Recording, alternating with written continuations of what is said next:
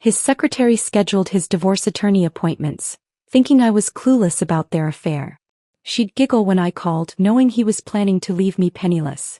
Everyone at his office knew the plan except stupid me, or so they believed. The day the divorce was finalized, I revealed what I'd really been planning all along. The first crack appeared on a Tuesday morning in March when I found Tyler's phone buzzing against the marble countertop at 5:47 a.m. Not unusual, except he was still asleep beside me, and the message preview read, "Can't wait to see you today, handsome." My fingers hovered over the screen. In 23 years of marriage, I'd never once invaded his privacy. Trust had been our foundation, our unspoken agreement. But something cold slithered through my chest as I watched that message disappear, replaced by his usual alarm at 6 sharp. "Morning, beautiful," Tyler mumbled, reaching for his phone with practiced casualness. His thumb swiped the screen clean before I could blink. "Sleep well." "Like a rock," I lied, studying his face for tells I'd never needed to look for before. He smiled, the same boyish grin that had charmed me in college. But something felt rehearsed about it now, like he was performing rather than simply being. When had I started feeling like an audience to my own husband's life? The restaurant receipt fell from his jacket pocket 3 days later as I gathered clothes for dry cleaning. Chez Laurent, Thursday evening. I remembered Thursday clearly because I'd made his favorite pot roast and eaten alone again. The receipt showed 2 entrees, 2 glasses of wine, 1 shared dessert. The kind of intimate dinner we hadn't had in months. My hands trembled as I held the thin paper, imagining Tyler across from someone who wasn't me, sharing creme brulee while I scraped his untouched dinner into Tupperware containers. The betrayal felt physical, a sharp twist beneath my ribs that stole my breath. "Find anything interesting?" Tyler's voice from the doorway made me jump. I turned, the receipt still clutched in my palm. For a moment, we stared at each other across the chasm that had somehow opened in our bedroom. His eyes flicked to my hand and I watched his jaw tighten almost imperceptibly. "Just gathering your dry cleaning," I said, my voice surprisingly steady. He nodded slowly, but his gaze never left my face. "Thanks. You're always taking such good care of me." The words felt like mockery, though his tone remained gentle. I wanted to throw the receipt at him, demand explanations, fight for what we'd built together. Instead, I smiled and tucked it into my pocket. "Of course, honey. That's what wives do." But that night, after Tyler fell asleep with his phone clutched protectively against his chest, I lay awake staring at the ceiling and wondering when I'd become a stranger in my own marriage. The computer password discovery came 2 weeks later. I'd gone to print our tax documents from his home office, something I'd done countless times over the years. But when I tried to log in with his usual password, our wedding date followed by my initials, the screen flashed red. "Incorrect password." I tried variations. Our anniversary. His mother's birthday. The dog's name. Nothing. After 15 years of sharing everything, Tyler had locked me out of his digital life as efficiently as changing the locks on a house. The realization hit me like ice water. Whatever was happening, it was serious enough that he'd started covering his tracks. My reflection in his dark computer screen looked older than I remembered, more fragile. When had those lines appeared around my eyes? When had my husband started seeing me as a threat to be managed rather than a partner to be trusted? The phone calls to his office became a special kind of torture. Megan's voice grew progressively sweeter each time, like honey laced with poison. "Oh, hi there, Mrs. Matthews. Tyler's in a meeting right now, but I'll be sure to let him know you called." Her tone suggested she knew exactly why he couldn't come to the phone, and it had nothing to do with business meetings. There was an intimacy in the way she said his name, Tyler, not Mr. Matthews, that made my skin crawl. "Could you ask him to call me back? It's about dinner tonight." "Oh, I think he mentioned he'd be working late again. You know how dedicated he is to his projects." The barely concealed laughter in her voice made me want to reach through the phone and shake her. Instead, I thanked her politely and hung up, feeling more foolish each time. The office Christmas party crystallized everything I'd been trying not to see. Tyler had been distant for weeks, claiming stress about year-end deadlines, but he'd perked up considerably when I'd mentioned skipping the party. "You should go," I'd insisted, not wanting to be the wife who kept her husband from office social events. "I'll stay home with a good book." But something nagged at me as I watched him dress with unusual care, selecting his best suit and the cologne I'd given him for his birthday, cologne that had sat untouched on his dresser for months. I changed my mind an hour after he left, arriving at the downtown hotel just as dinner was being served. Tyler's back was to me as I entered the ballroom, but I spotted him immediately at a corner table. What I saw next felt like a physical blow. Megan sat beside him, not across from him as a professional colleague might, but close enough that their shoulders touched. She wore a delicate gold necklace that caught the light as she laughed at something he whispered in her ear. My breath caught in my throat. That necklace. I'd admired it 6 months ago in the jewelry store window during our last anniversary shopping trip. It's beautiful, I'd said, tracing the display glass with my finger. Tyler had glanced at the price tag and shaken his head. $3,000 for a necklace? That's a bit excessive, don't you think? I'd agreed, of course. I always agreed. But seeing it now, draped around another woman's neck while she basked in my husband's attention, the practicality felt less like wisdom and more like dismissal. I slipped out before Tyler noticed me, my face burning with humiliation. How many people at that party knew what I was only beginning to understand? How many pitying glances had I missed over the months? How long had I been the oblivious wife, the last to know her own story? The breaking point came on a rain-soaked Thursday in April. I'd returned early from my book club, cancelled due to the weather, and heard Tyler's voice from his home office. The door was slightly ajar and something in his tone made me pause in the hallway. I know, sweetheart. Just a few more months and this will all be behind us. My blood turned to ice. Tyler had never called me sweetheart. It was too saccharine for his taste, he'd always said. Honey, beautiful, love. Those were his endearments for me. Sweetheart belonged to someone else. The lawyer says we can expedite everything once I file. She won't see it coming, she's too trusting for her own good. Each word hit like a physical blow. I pressed my back against the hallway wall, afraid my legs might give out. They weren't just having an affair. They were planning my destruction. By Christmas we'll be free to do whatever we want. I promise you won't have to sneak around much longer. The casual cruelty in his voice, discussing my future like a business transaction, ignited something I didn't know existed inside me. The hurt remained sharp and constant, but it was joined by something harder, colder. Something that whispered, if they want to play games, I'll show them how it's really done. I backed away from the door silently, my mind already racing. Tyler thought he was dealing with the same trusting woman who'd never questioned a late night or challenged a suspicious receipt. But that woman had just died in the hallway of her own home, replaced by someone who understood that love without wisdom was just another word for victim. Let them think I was clueless. Let them believe their secret was safe. They'd taught me that marriage could be a performance, and I was about to give the performance of my life. The game was just beginning and they had no idea they'd already lost. The transformation didn't happen overnight. For 3 days after overhearing Tyler's phone call, I moved through our house like a ghost, smiling when he looked my way, nodding at his lies about late meetings. But inside, something sharp and calculating had awakened. Something that studied his patterns with forensic precision. That's when I remembered Josh Reynolds.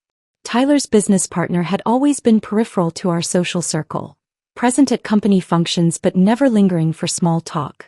He was the numbers guy, Tyler often said dismissively, as if mathematical precision was somehow less valuable than Tyler's flashy deal-making. But I'd noticed things about Josh that Tyler had missed. The way he listened before speaking. How his eyes tracked inconsistencies in presentations. The quiet intelligence that didn't need to announce itself. More importantly, I'd heard through the professional grapevine that Josh's wife had left him 6 months ago. Another casualty of infidelity, according to the whispered conversations at charity luncheons. If anyone would understand the particular sting of betrayal, it would be him. I spent 2 weeks studying Josh's routine with the methodical patience of a hunter. His gym was downtown, 3 blocks from the coffee shop where Tyler sometimes held client meetings. The same coffee shop where Josh appeared every Tuesday and Thursday at precisely 7:15 a.m., ordering black coffee and sitting by the window with his tablet. On the 3rd Thursday I was there waiting. Josh. I approached his table with carefully practiced surprise. I thought that was you. He looked up from his financial reports and for a moment, I saw something flicker across his face. Recognition followed by wariness. We both knew this meeting wasn't accidental. Sarah. Good to see you. He gestured to the empty chair across from him. Would you like to sit? His directness caught me off guard. No small talk about the weather or feigned surprise at the coincidence. Just an invitation to skip the pretense. I'd like that, I said, settling into the chair. I was hoping we might have a chance to talk. Josh closed his tablet and leaned back, studying me with the same analytical gaze I'd observed at board meetings. About Tyler? The question hung between us like a bridge I could either cross or retreat from. My heart hammered against my ribs, but my voice remained steady. Among other things, something shifted in his expression. Not sympathy exactly, but understanding. I assume you know about Megan. Hearing it confirmed so matter-of-factly should have hurt more than it did. Instead, I felt oddly relieved. No more pretending, no more dancing around obvious truths. I do now. The question is, what are you going to do with that information? Josh's smile was thin but genuine. The same thing you're going to do with what I tell you about Tyler's recent business decisions. That first conversation lasted 2 hours. Josh spoke with clinical precision about Tyler's increasingly erratic choices. Partnerships that made no financial sense, investments in companies that existed only on paper, sudden changes to profit-sharing agreements that benefited Tyler disproportionately. I've been documenting everything, Josh said, sliding a manila folder across the table. Initially for my own protection. Now I think it might serve a different purpose. The folder contained copies of emails, financial statements, and meeting notes that painted a picture of a man whose judgment had become fatally compromised. But more than that, it revealed something I'd never suspected. Tyler had been systematically positioning himself to cut Josh out of their most profitable ventures. He's planning to freeze you out, I realized aloud. Eventually. But first he needs to minimize his assets for the divorce proceedings. Hard to claim poverty while holding majority stakes in 3 successful companies. The casual way Josh dissected Tyler's strategy impressed me. No emotion, no wounded pride. Just clear-eyed analysis of betrayal as a business problem to be solved. What do you need from me? I asked. His answer surprised me. Nothing. Yet. But when the time comes, I'll need someone who has access to Tyler's personal files. Someone he trusts completely. The irony wasn't lost on either of us. Over the following weeks, I became a different person entirely. Tyler saw the same compliant wife who packed his lunches and asked about his day. But that woman was a carefully constructed mask worn by someone much more dangerous. While Tyler worked late or claimed to, I worked too. His home office became my classroom, each document a lesson in the scope of his deception. Tyler had always handled our finances, claiming I was too emotional for such practical matters. I'd accepted this characterization because it seemed to make him happy to be needed. Now I understood it had been a strategy. The offshore account was hidden behind 3 shell companies, but Tyler's arrogance had left breadcrumbs. Bank statements tucked behind tax documents. Investment reports buried in insurance files. Account numbers written on sticky notes and forgotten in desk drawers. Each discovery felt like swallowing glass, but I photographed everything with steady hands. The beach house in Costa Rica I'd never heard of. Stock options in companies I didn't know he owned. Retirement accounts that should have been joint but were listed only in his name. By conservative estimates, Tyler had hidden nearly $2 million from me over the past 5 years. Money that should have been ours had been systematically funneled into accounts I couldn't access, properties I couldn't claim, investments that would disappear the moment he filed for divorce. But Tyler's greatest mistake was underestimating me. While he was busy covering his tracks from lawyers and judges, he never bothered hiding anything from his simple wife. Credit card statements lay open on his desk. Email accounts remained logged in on the home computer. Financial documents were filed with the casual organization of a man who believed himself untouchable. The evidence file grew thicker each night. Screenshots of email exchanges with asset managers. Photos of bank statements showing suspicious transfers. Recordings of phone calls made from the landline extension I'd learned to activate silently from the kitchen. But the most damaging discovery came accidentally. I'd been photographing a stack of investment reports when I knocked over a small wooden box on Tyler's desk. Business cards scattered across the floor. Contacts from conferences, potential clients, professional networking events. Mixed among them were cards for private investigators, divorce attorneys, and offshore banking specialists. But it was the handwritten note tucked beneath them that made my blood freeze. Handled the Cayman transfer. New account details attached. destroy after memorizing. Megan wasn't just Tyler's mistress. She was his accomplice in financial fraud, actively helping him steal our marital assets.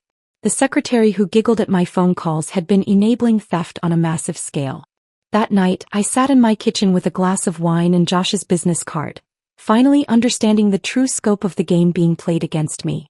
Tyler thought he was divorcing a naive housewife who would accept whatever scraps his lawyers threw her way. Instead, he was about to face someone who now understood his business better than he did, backed by a partner who had his own reasons for wanting Tyler destroyed. I picked up my phone and typed a simple message to Josh. The Cayman account. We need to talk. His response came within minutes. Tomorrow. Same place. Bring everything. As I prepared for bed, Tyler was still working late. But for the first time in months, his absence didn't hurt.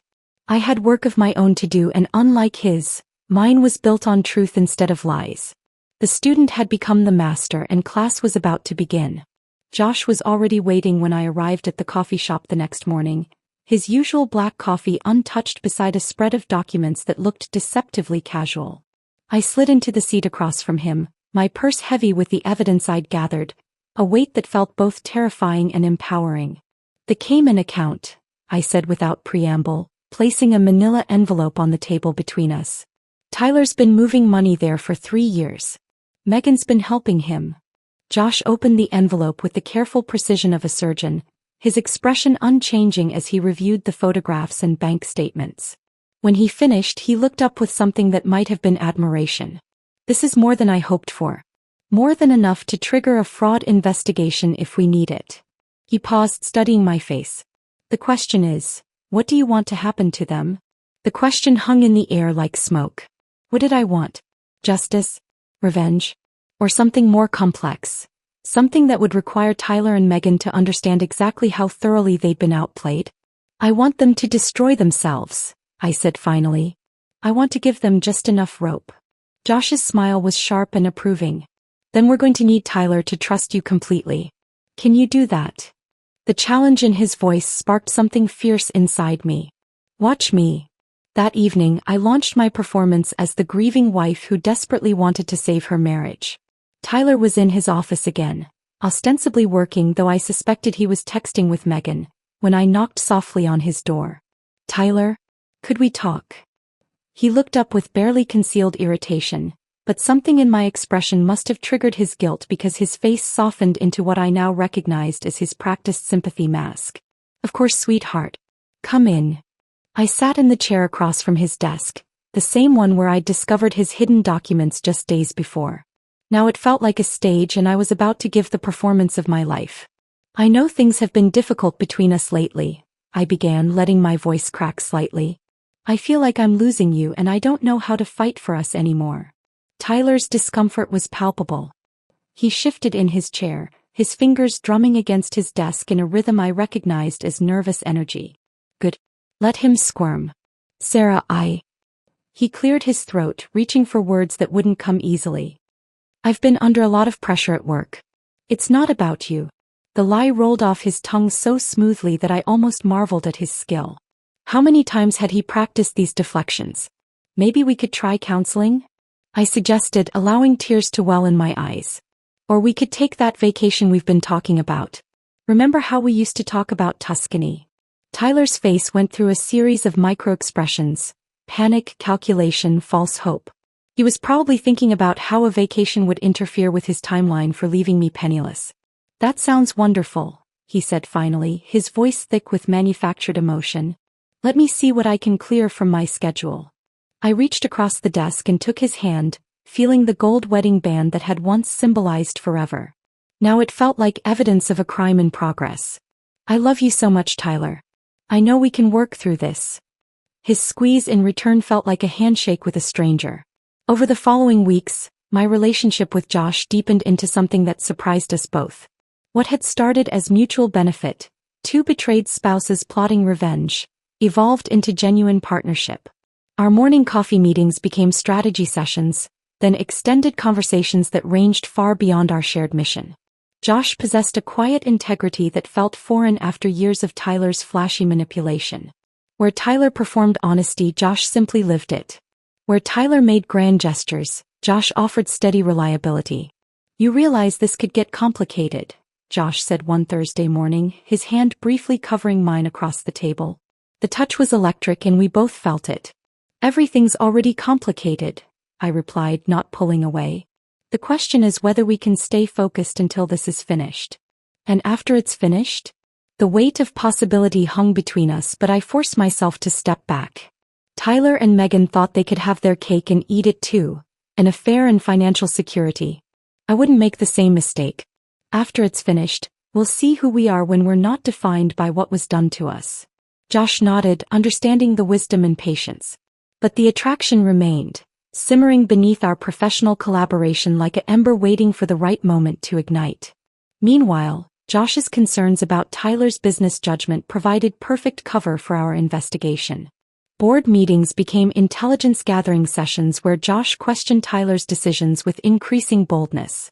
"The Morrison deal doesn't make sense," Josh said during one particularly tense meeting, his voice carrying just the right note of professional skepticism. "The numbers don't add up and the timeline seems artificially rushed." Tyler's defensive response, a rambling justification that revealed more than it explained, told us everything we needed to know. He was making increasingly desperate moves to position assets before filing for divorce, and his judgment was compromised by the pressure of maintaining two deceptions simultaneously. But our most effective weapon turned out to be Tyler's own arrogance combined with Megan's eagerness to prove her usefulness. I began leaving careful breadcrumbs for Megan to find, conversations Tyler could overhear, documents left strategically visible, phone calls timed for maximum impact. The first test came when I staged a phone conversation with my sister while Tyler was in the kitchen, speaking just loud enough for him to hear. "I'm so worried about him, Linda. He's been working such long hours and I found some business documents that looked concerning. Something about offshore accounts. I don't understand finance, but the numbers seemed huge." I watched Tyler freeze in the doorway, his coffee mug suspended halfway to his lips. The panic that flashed across his face was deeply satisfying.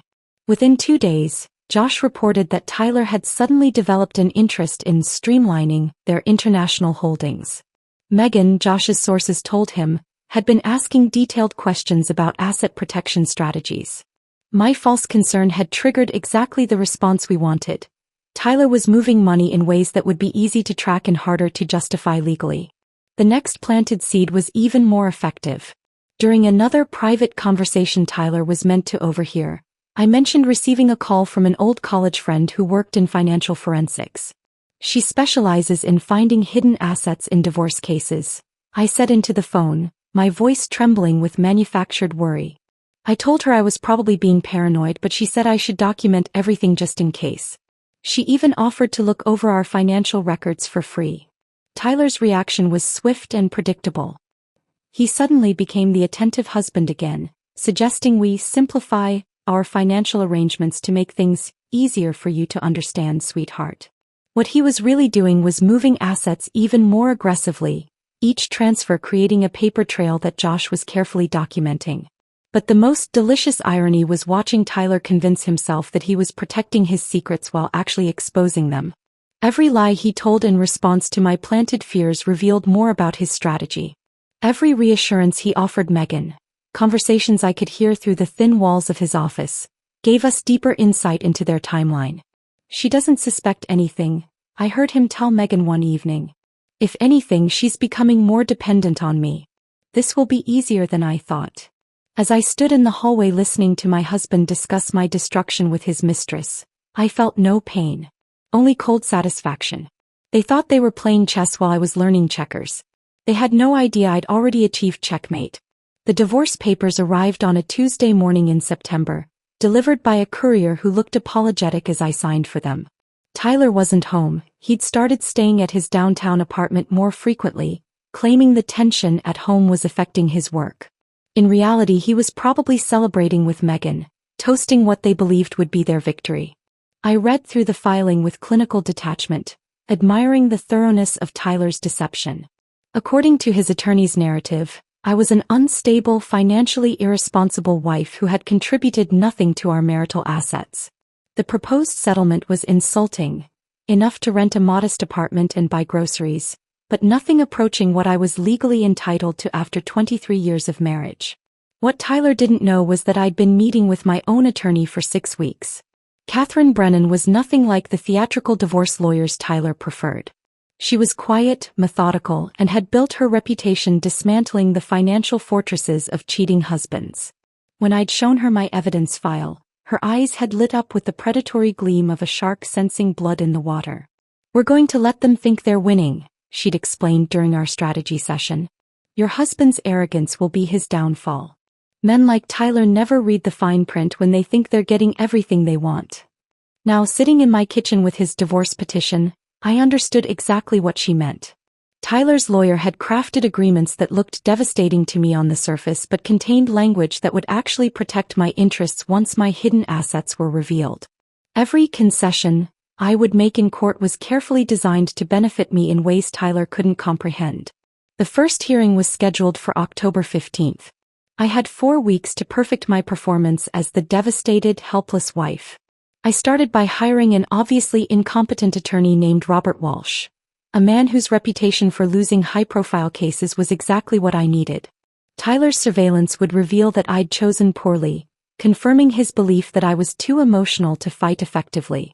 Meanwhile, Catherine remained invisible, officially representing me only as a financial consultant, while she orchestrated the real legal strategy. The courthouse performance required every ounce of acting ability I possessed. I dressed in subdued colors, carried tissues in my purse, and let my shoulders slump with defeat as I walked past Tyler and his high-powered legal team. "Mrs. Matthews," Tyler's attorney began with practiced condescension, "your husband has been more than generous in his settlement offer. Given your lack of contribution to the marital assets and your history of financial irresponsibility." I dabbed at my eyes with a tissue, letting my voice crack as I interrupted. "I just want to be fair. Tyler worked so hard for everything we have. I don't want to be vindictive." The judge's expression softened with sympathy, while Tyler's lawyer smiled like a cat with cream. They saw exactly what I wanted them to see, a broken woman who knew she was beaten. Each concession I made felt like a small victory. When I agreed to waive my claim to Tyler's offshore holdings, I could practically see him relaxing in his chair. He had no idea that my waiver specifically excluded accounts I could prove were hidden fraudulently, a distinction that would become crucial once Josh's business investigation went public. When I tearfully accepted a smaller share of the house sale proceeds, Tyler's attorney actually patted my shoulder in mock sympathy. What they didn't realize was that my smaller share was calculated based on the house's artificially low appraisal, an appraisal that would be challenged once my real attorney revealed Tyler's attempts to devalue marital assets. But the most satisfying moment came when I signed away my rights to Tyler's legitimate business interests. The document was thick with legal language that Tyler barely glanced at, trusting his attorney's assurance that it protected all his assets. What Tyler missed, because his arrogance made him sloppy, was the clause defining legitimate business interests. Any holdings connected to fraudulent activity or financial misconduct would remain part of the marital estate. Since Josh's investigation would soon reveal Tyler's pattern of financial irresponsibility, my signature was actually protecting my claim to the most valuable assets. While the legal theater played out in court, Josh was orchestrating his own performance in the boardroom. Tyler had become so focused on the divorce proceedings that he was missing the corporate coup happening under his nose. "I'm concerned about Tyler's judgment lately," Josh said during a board meeting I learned about through carefully planted sources. "The Morrison deal was a disaster, and these offshore investments seem incredibly risky." The other partners had begun to notice Tyler's erratic behavior. His absences from important meetings. His distracted performance during client presentations. His defensive responses to legitimate questions about company finances. Josh had built a coalition slowly and carefully, never directly attacking Tyler but simply raising concerns about fiduciary responsibility and protecting shareholder interests. By the time Tyler realized what was happening, Josh had already secured the support needed to call for a comprehensive financial audit. The audit was Tyler's worst nightmare. Not only would it reveal his hidden assets, but it would expose his use of company resources to fund his personal offshore accounts. What Tyler had thought was clever asset protection would be revealed as embezzlement. But perhaps the most entertaining development was watching Megan's growing desperation as the divorce proceedings dragged on. She'd expected Tyler to be free and financially secure within weeks. Instead, she found herself dealing with a man increasingly consumed by legal battles and mounting pressure from his business partners. I watched their relationship crumble through carefully observed details. Tyler's increasing irritability when she called. The way he'd silence her when she brought up their future plans. The tension in his shoulders when she appeared at the office. Megan, for her part, became increasingly demanding. She'd built her fantasy around becoming the second Mrs. Tyler Matthews, complete with the lifestyle she'd observed from the outside. The reality of dating a man facing potential financial ruin was less appealing than she'd anticipated. Her work performance suffered as her anxiety increased. I heard through mutual acquaintances that she'd been making mistakes, missing important calls, scheduling conflicts, even showing up late to meetings. The competent secretary who'd once been Tyler's secret weapon was becoming a liability. The breaking point came when Megan made the tactical error of confronting Tyler during a particularly stressful week. I wasn't there to witness it, but Josh's sources in the office reported the shouting match that erupted in Tyler's conference room. "When is this going to be over?" Megan had demanded, her voice carrying through the supposedly soundproof walls. "You promised me we'd be together by Christmas. Now you're saying it could take months longer." Tyler's response was cutting and brutal. "Maybe you should focus on your job instead of our personal life. I have bigger problems to deal with right now." The aftermath was swift and predictable. Megan's confidence, already shaken by weeks of uncertainty, finally cracked completely. She began making increasingly desperate attempts to secure Tyler's attention, each one pushing him further away. By November, Tyler was avoiding her calls and working from home more often, not because he wanted to spend time with me, but because he couldn't handle Megan's mounting hysteria. The woman who'd once been his escape from marital problems had become another source of stress. As I watched their affair implode under the pressure of my carefully orchestrated chaos, I felt no sympathy for either of them. They'd planned to destroy my life for their temporary pleasure. Now they were destroying each other and I had front row seats to the show. The irony was perfect. Tyler's attempt to escape one difficult woman had trapped him with an even more demanding one, while the wife he'd planned to discard was systematically dismantling everything he'd built. Justice had never tasted so sweet. The judge's gavel fell at 3:47 p.m. on a gray December afternoon, making our divorce official with the kind of bureaucratic finality that reduced 23 years of marriage to a stack of signed documents. Tyler sat beside his attorney, shoulders relaxed for the first time in months, practically radiating satisfaction as he believed he'd successfully orchestrated the theft of our shared life. I maintained my performance until the very end, dabbing at my eyes as the judge explained my generous settlement.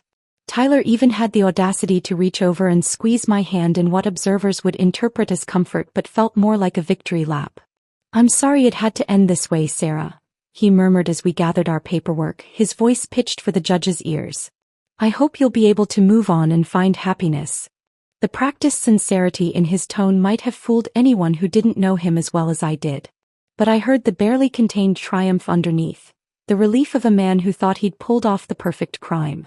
"Thank you for being so understanding through all of this," I replied, my voice appropriately fragile. "I know this was hard on you too." Tyler's attorney, clearly pleased with the outcome, shook my incompetent lawyer's hand with something approaching pity. "Your client was very reasonable, Robert. This could have been much more contentious." As I walked out of that courthouse, divorce decree in hand, I felt an unexpected hollowness. Not for Tyler. That man had died for me months ago. But for the woman I'd been when I'd first walked up those same courthouse steps to get married in 1998. She'd believed in forever. She'd trusted completely. She'd never imagined that love could be weaponized. That woman was gone, and while I didn't mourn her exactly, I acknowledged her passing with something that wasn't quite grief but wasn't quite relief either. Tyler drove away in his BMW, probably heading straight to Megan's apartment to celebrate. I sat in my car for a long moment, watching the courthouse empty as other people's dramas played out in scheduled intervals. Then I pulled out my phone and sent a single text to Josh. Phase 1 complete. His response came immediately. Emergency board meeting called for tomorrow morning. Time to finish this. Tyler spent that evening in what I can only assume was celebratory bliss. Through our still-shared Netflix account, I could see he was watching comedy specials until well past midnight. The man who'd just legally stolen from his wife was apparently in a mood to laugh. I spent the evening reviewing documents with Catherine, my real attorney, ensuring every detail was perfect for what would come next. We'd built our trap with precision and now it was time to watch it snap shut. The call came at 6:23 a.m. Sarah. Tyler's voice was sharp with panic, cutting through the early morning quiet. Did you know about this board meeting? I let confusion color my voice, still playing the role of the ex-wife who understood nothing about business. What board meeting? Josh called an emergency session. Something about financial irregularities. I don't understand why he'd. Tyler's voice cut off abruptly, and I could practically hear the wheels turning in his head. I'm sure it's just routine business stuff, I said with practiced innocence. You always said I wouldn't understand these things. The silence stretched long enough that I wondered if he'd hung up. When he spoke again, his voice carried a note I'd never heard before, genuine fear. Sarah, if anyone asks you about our finances, about offshore accounts or anything like that. Tyler, you're scaring me. What's wrong? But he'd already disconnected. The emergency board meeting convened at 9 a.m. in the glass-walled conference room that had hosted so many of Tyler's triumphs. This time he walked in to find Josh seated at the head of the table, Tyler's usual position, with a stack of documents that represented months of careful investigation. Gentlemen, Josh began without preamble, we have a serious problem. Tyler took his seat with the careful composure of a man trying not to show fear, but I'd learned to read his tells over the years. The way he adjusted his tie twice. The slight tremor in his hands as he reached for his coffee. He knew something was catastrophically wrong. Over the past several months, I've been documenting concerning patterns in our company's financial management, Josh continued, his voice carrying the weight of absolute authority. What I've discovered amounts to a systematic diversion of company resources for personal gain. The presentation that followed was masterful. Josh laid out Tyler's offshore accounts, his use of company funds for personal investments, his manipulation of profit-sharing agreements. But the most damaging evidence came from an unexpected source, Megan's own digital trail. These emails, sent from Tyler's secretary's company account, detail the movement of funds to accounts outside our normal business operations, Josh explained, projecting Megan's messages onto the wall screen. Ms. Patterson appears to have been instrumental in facilitating these transactions. Tyler's face went white as he read Megan's helpful messages about handling the Cayman transfer and updating the new account information.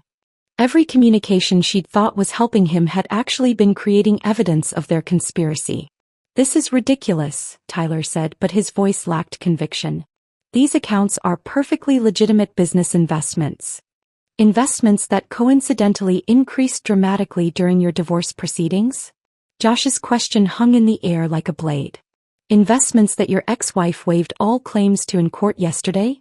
The room fell silent as the other board members processed the implications. Tyler hadn't just stolen from the company, he'd orchestrated his divorce to benefit from the theft. The vote was swift and unanimous.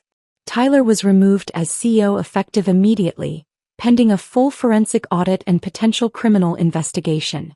Security would escort him from the building within the hour. As Tyler gathered his personal belongings under the watchful eyes of security guards, his phone rang constantly. Megan, no doubt, wondering why her calls to his office were being redirected. She would learn soon enough that she was unemployed too. The professional network in their industry was surprisingly small and remarkably efficient at spreading news. By lunchtime, word of Tyler's dramatic fall had reached every major firm in the city. By evening, the details of Megan's role in facilitating financial fraud were common knowledge among the executive assistants and office managers who formed the backbone of the business community. Megan's attempts to find new employment were met with polite rejections and sudden interview cancellations. Her resume, once impressive, was now toxic.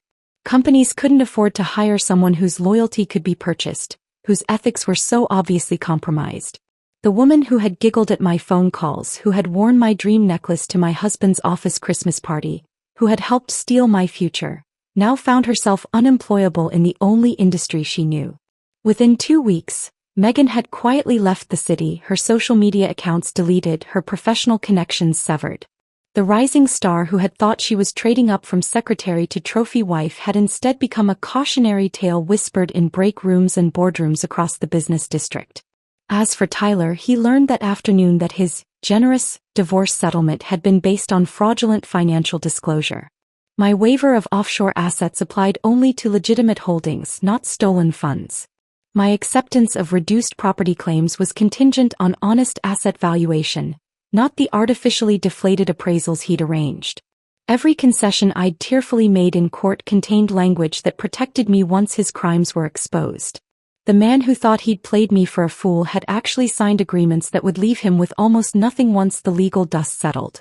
That evening, I sat in my kitchen with a glass of wine, watching the sunset through windows that would soon belong entirely to me.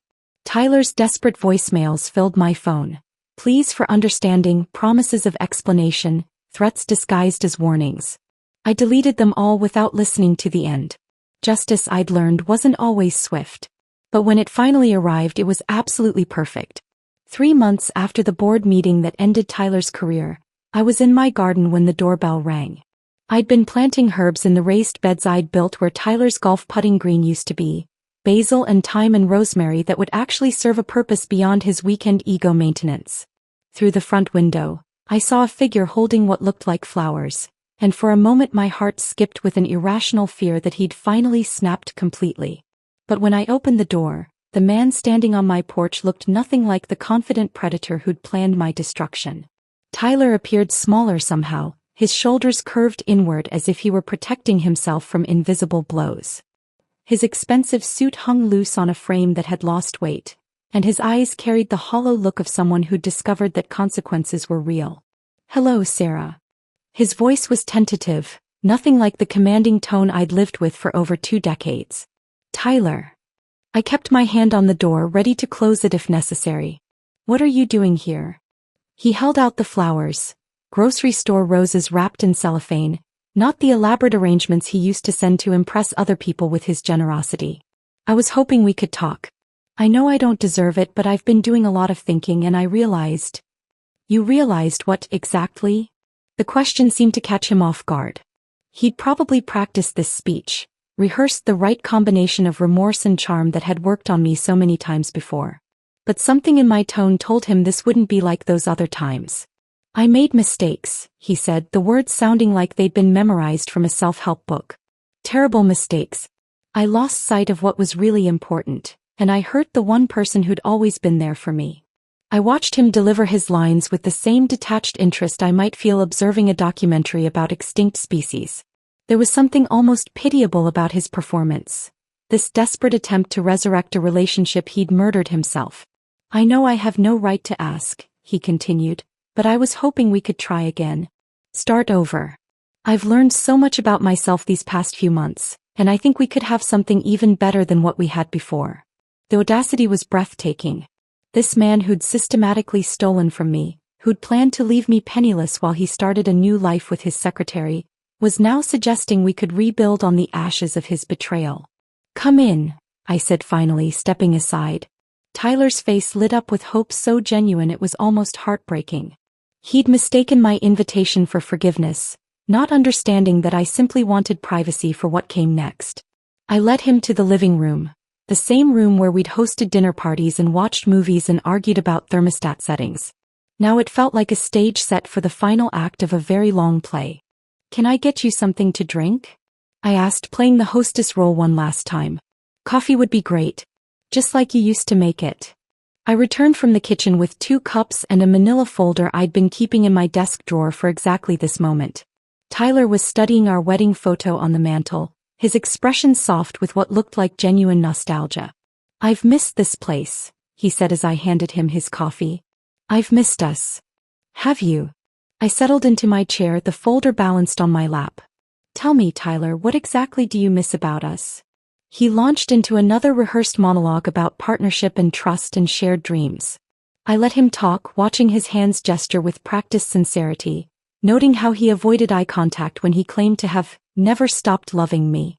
When he finished, I opened the folder.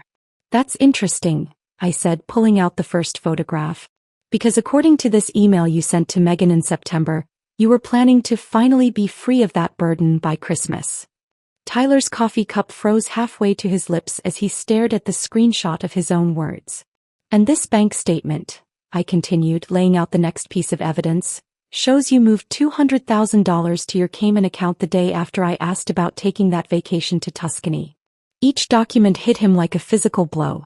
The phone recordings, the financial transfers, the business emails where he'd referred to me as the problem that needs solving.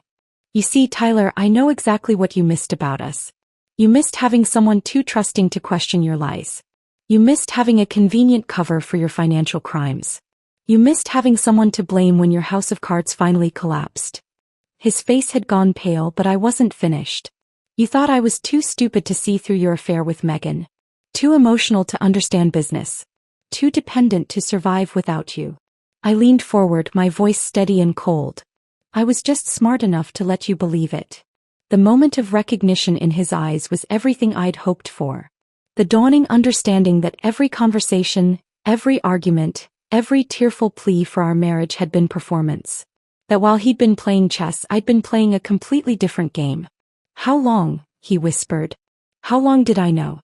Since March. How long did I plan this? Since the day I heard you promise Megan you'd leave me penniless. Tyler set down his coffee with shaking hands. Sarah, I never meant. You never meant to get caught. There's a difference. He tried several more times to explain, to justify, to somehow rewrite history into something more palatable. But every word only demonstrated how completely he still misunderstood what had happened between us. When he finally left, his shoulders were even more curved than when he'd arrived. The flowers lay forgotten on my coffee table, already wilting in their plastic wrapping. That evening Josh called. How did it go? He asked. Exactly as expected. He still thinks this is about hurt feelings instead of calculated justice. Are you all right? The question surprised me with its genuine concern. Over the months of our partnership, Josh had become someone I could trust completely, a rare gift after Tyler's betrayal. But we'd both been careful not to let our attraction complicate the mission. I'm perfect, I said and meant it. What about you? Ready for your new life as CEO? Josh had officially taken control of the company the week before, with unanimous board support. Tyler's removal had actually strengthened the business, freeing it from the toxic decision-making that had been slowly destroying it. It feels right, he said. But I wanted to ask you something. I'm moving to the Boston office to oversee the expansion there. I was wondering if you'd like to come with me. The invitation hung between us, loaded with possibilities and complications. 6 months ago I might have said yes without hesitation, trading one relationship for another. But the woman Tyler's betrayal had created was smarter than that. Josh, I said gently, we're both still figuring out who we are without our old lives. Maybe we should do that separately before we try to build something new together. His laugh was warm and understanding. I was hoping you'd say that.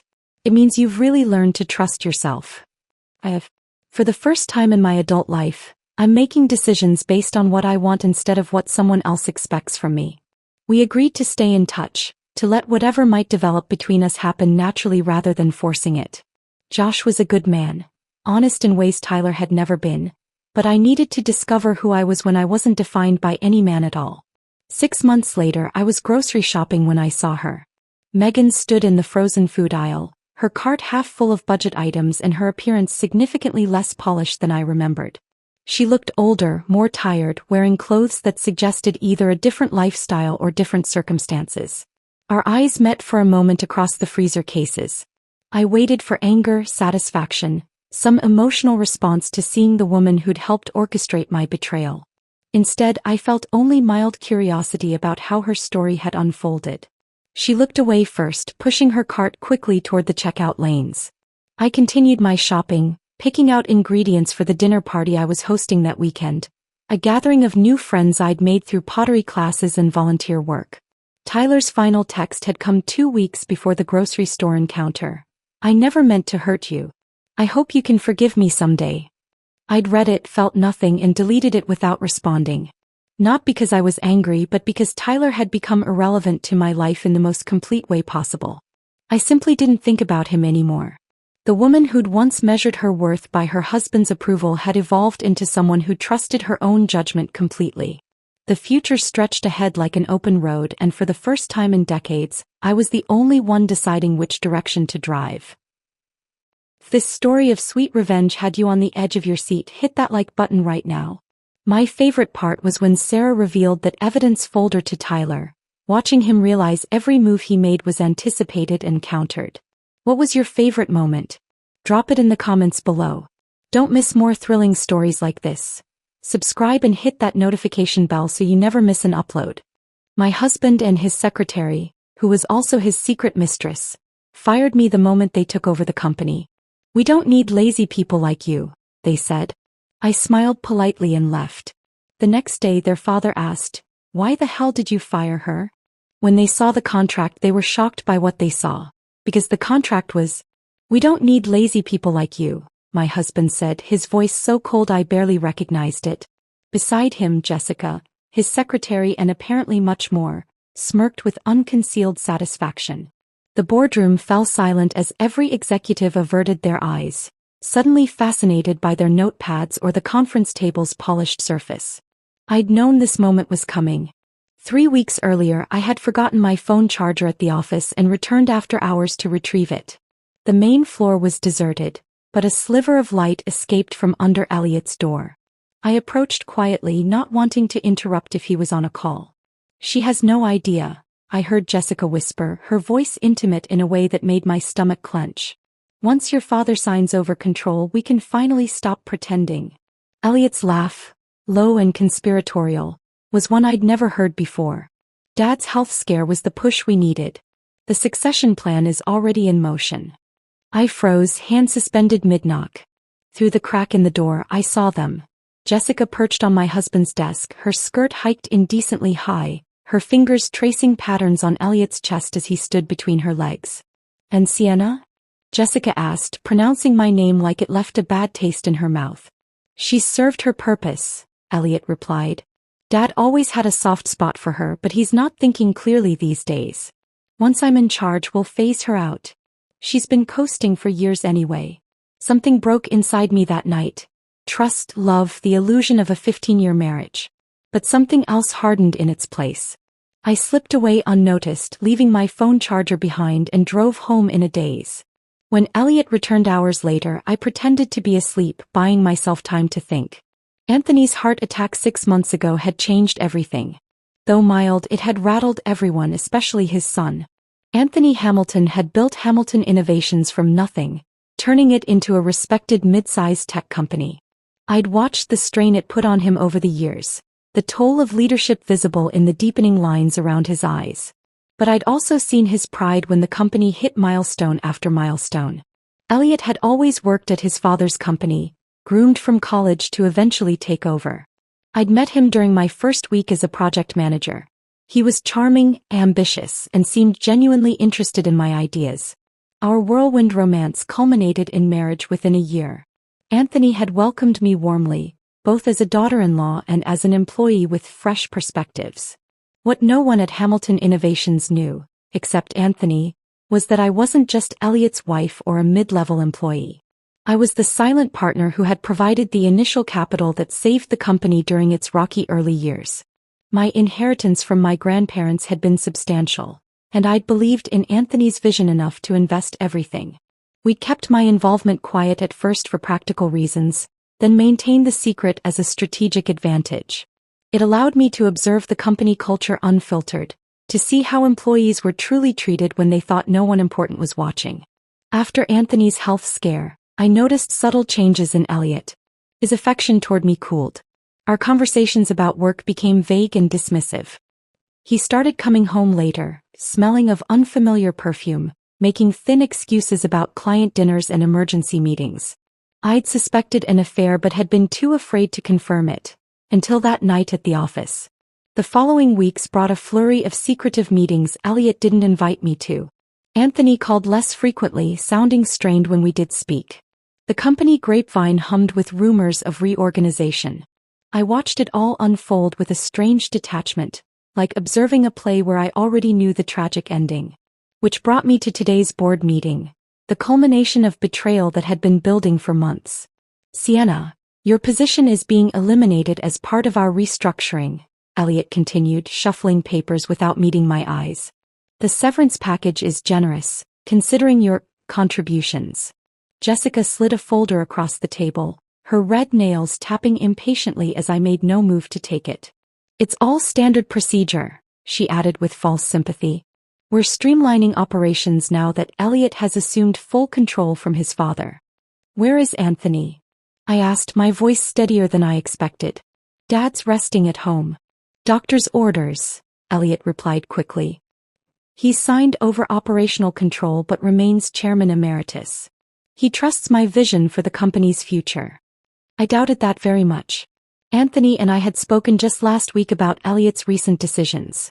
The corners cut on quality control, the loyal employees replaced with his college friends, the risky ventures undertaken without proper due diligence. Anthony had been troubled, conflicted between paternal pride and business sense. I see, I said, finally reaching for the folder. I opened it, scanned the first page and closed it again. Is that all? Elliot blinked, clearly thrown by my calm. He'd expected tears, perhaps a scene. Jessica looked equally confused, her triumph dimming in the face of my composed demeanor. You have until the end of the day to clear out your office, she said, attempting to reassert control. Security will escort you. I stood, smoothing my skirt. That won't be necessary. I can find my way out of the building I've worked in for 15 years. As I gathered my belongings, I felt the board's collective discomfort. These were people I'd worked alongside for years. Some friends, some merely acquaintances. None spoke up. One question, I said, pausing at the door. Does Anthony know about this meeting? A flicker of unease crossed Elliot's face. As I said, Dad stepped back from day-to-day operations. I'm handling things now. I nodded slowly. Congratulations on your promotion, Elliot. You too, Jessica. I imagine your new position comes with substantial benefits. Jessica flushed, but Elliot's jaw tightened in anger. He recognized the double meaning in my words. I walked out with dignity, past the curious stares of colleagues, past the office I'd occupied for over a decade. My calm exterior betrayed nothing of the calculations running through my mind. They thought they'd seen the last of me, a dismissed employee, a soon-to-be ex-wife, a footnote in the company history. They had no idea what tomorrow would bring. I walked to my car in the company parking lot, my box of personal items lighter than 15 years of memories should be. The security guard, Jim, who'd watched my back on countless late nights, gave me a sympathetic nod. He knew better than to offer the escort Jessica had ordered. As I drove away from Hamilton Innovations, my mind drifted back to where it all began. The Chicago Business Innovation Conference 16 years ago. I was fresh out of my MBA program, hungry to make my mark, still mourning my grandparents' passing while trying to figure out what to do with the substantial inheritance they'd left me. Anthony Hamilton stood out immediately, not because he was the loudest or flashiest presenter but because of his quiet passion. While other entrepreneurs showcased half-baked apps and questionable social media platforms, Anthony had actual prototypes for energy-efficient building systems. His booth was modest compared to the venture capital darlings, but his eyes lit up when explaining the technology. The problem, he told me after I'd lingered at his display long enough to ask detailed questions, isn't the technology. It's the capital. Banks see us as too risky and venture capitalists want controlling interest. We ended up talking for hours at the hotel bar afterward, sketching possibilities on cocktail napkins. Anthony had 20 years of engineering experience, a small but dedicated team, and a warehouse full of promising prototypes. What he didn't have was runway. My son just graduated business school, he mentioned, pride evident in his voice. Elliot has fresh ideas about marketing, distribution channels I hadn't considered. I remember thinking how rare it was, a father and son wanting to build something meaningful together. It resonated with me. I'd been close to my grandfather who always regretted not having the capital to expand his small hardware store.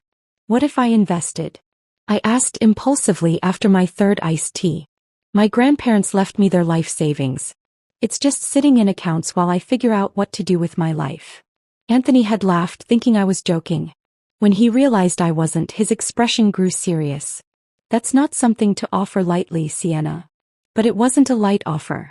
We met again the next day and the next. He showed me business plans, market research, patent applications. By the end of the week I was convinced. $500,000, I said in his hotel room on the final day of the conference. For 49% of the company. Anthony nearly choked on his coffee. That's too generous. And frankly too risky for you. I shook my head. I've read every page of your business plan. I believe in what you're building. But I want 51%. His face fell. I can't give up controlling interest, Sienna. This company is my life's work. I don't want control day to day, I clarified. I want protection. I've seen too many investors get pushed out once companies become successful. We'll draft an agreement. You run the company as you see fit, but major decisions require my approval. And I want a position inside the company, something that lets me understand the business from the ground up. Anthony studied me for a long moment. You're unlike any investor I've met. Most want quarterly reports and hands-off returns. I'm not most investors, I replied. I want to learn to build something meaningful. But I also want security. We shook hands that day, beginning a partnership that would transform both our lives. I called my cousin Melissa, a ruthless corporate attorney, to draft our agreement. She thought I was crazy to invest my entire inheritance, but she made sure the contract was ironclad. This clause, she pointed out during our third revision, ensures that if anyone attempts to remove you from the company without cause, your ownership stake automatically converts to 70% of voting shares. That seems extreme, I said, surprised by her hardline approach. Melissa fixed me with her stern lawyer gaze. Family businesses get complicated, Sienna. Especially when there's a son involved who hasn't earned what his father built. Trust me on this. I signed the papers, transferred the funds, and moved to join Hamilton Innovations as a project manager. Anthony introduced me to Elliot at the company Christmas party that year. The attraction was immediate and mutual. When Anthony saw the spark between us, he took me aside. This complicates things, he said, nursing a whiskey. If you and Elliot become involved, we should keep your investor status quiet. Not forever, but until we're sure. I agreed. Our relationship was separate from business, and I wanted to earn respect through my work, not my financial stake. As Elliot and I grew closer, the secret became our norm. Only Anthony, Melissa, and the company's accountant knew the truth. Years passed. The company flourished. Elliot and I married. I rose through middle management on my own merit, careful never to use my hidden influence. Anthony became not just a business partner but a true friend, often confiding in me about company matters he wouldn't discuss with others. About 3 years ago, those conversations took a troubling turn. Elliot wants to cut corners on the new product line, Anthony confessed during one of our monthly dinners. Says we could save 15% on manufacturing costs by switching suppliers. The Korean manufacturer? I asked, familiar with the proposal. Their quality control has been questioned industry-wide. Anthony nodded, lines deepening around his eyes. I've built this company on reliability. One recall could destroy our reputation. It wasn't just business decisions. Anthony worried about Elliot's character, his treatment of employees, his focus on appearances over substance. And increasingly he worried about Jessica. She's ambitious, Anthony said carefully after her promotion to executive assistant. Nothing wrong with ambition, but what? I prompted. She reminds me of my ex-wife, he admitted. Always looking for advantage, for status. I see how she looks at Elliot. I should have paid more attention to his concerns, but I was busy launching our sustainability division, fighting for resources against Elliot's preference for flashier projects. Slowly, almost imperceptibly, my husband and I began living parallel lives, connected by marriage and the company but growing apart in values. After Anthony's heart attack, during a private moment in the hospital, he squeezed my hand with surprising strength. Remember your contract, he whispered. Melissa made sure you'd be protected. No matter what happens. At the time, I'd thought he was delirious from medication. Now, driving home from the office with my career and marriage in shambles, his words echoed with prophetic clarity. I pulled into my driveway, drew a deep breath, and made 2 calls. The first to Anthony. The second to Melissa. Tomorrow would be a very different day. I slept surprisingly well that night, waking to my phone buzzing incessantly on the nightstand. 6 missed calls from Elliot, 3 from Jessica, and 1 text from Anthony. It's done. Coming to pick you up in 30 minutes. Coffee in hand, I watched through the kitchen window as Anthony's sensible sedan pulled into my driveway exactly on time. He'd always been punctual, a quality Elliot had never inherited. "You look better than expected," Anthony said as I slid into the passenger seat. His color had improved since I'd last seen him, though fatigue lined his face. "Being underestimated has its advantages," I replied. "How did it go?" Anthony's knuckles whitened on the steering wheel. "Worse than I imagined, better than they deserved." He'd gone to the office at 7 a.m., earlier than his usual schedule since his heart attack. Elliot and Jessica were already there, apparently celebrating their coup with champagne in Elliot's newly expanded corner office, my former workspace now incorporated into his domain. "I heard the giggling from the hallway," Anthony said, disgust evident in his voice. "Didn't even have the decency to close the door properly." When I walked in, Jessica was sitting on my old desk, my desk Sienna, with her shoes kicked off and her legs. He trailed off, too gentlemanly to continue. "I can imagine," I said quietly. Anthony had stood in the doorway, unnoticed for several seconds, before clearing his throat. "Having a party without me?" he'd asked, his voice deceptively mild. Elliot had nearly fallen out of his chair. "Dad, you're supposed to be resting." "Clearly, so I wouldn't interfere with your management decisions?" Anthony had stepped into the room, closing the door firmly behind him. "Like firing my business partner without consulting me?" Jessica had scrambled off the desk, smoothing her skirt. "Mr. Hamilton, Elliot was simply implementing the restructuring plan you approved." "I approved no such thing," Anthony had cut her off. "And I certainly never authorized terminating Sienna. It was a necessary business decision," Elliot had insisted, regaining his composure. "The severance package was generous. Mom always said you were too soft on her anyway."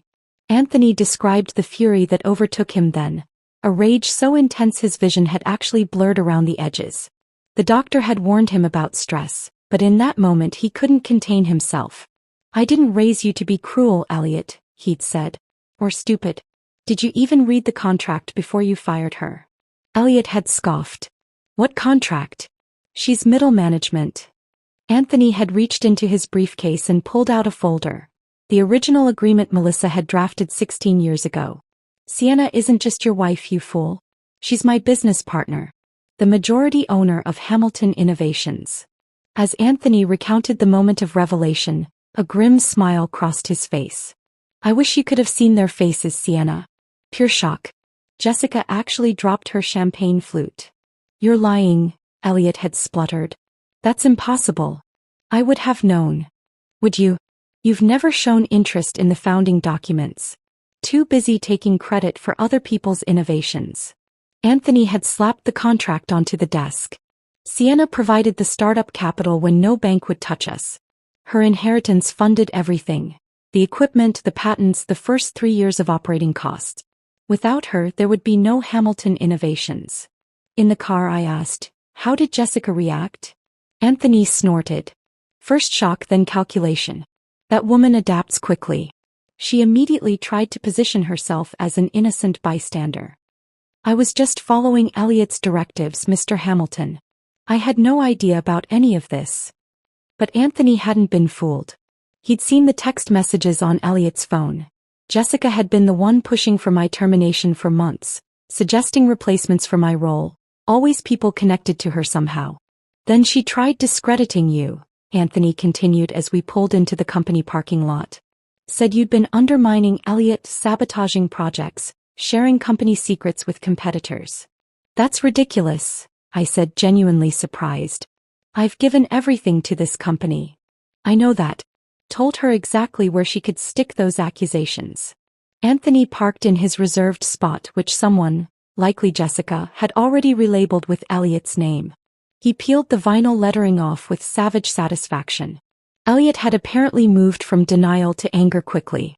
"You never trusted me to run this company," he'd shouted. "You've had her spying on me all these years, reporting back to you."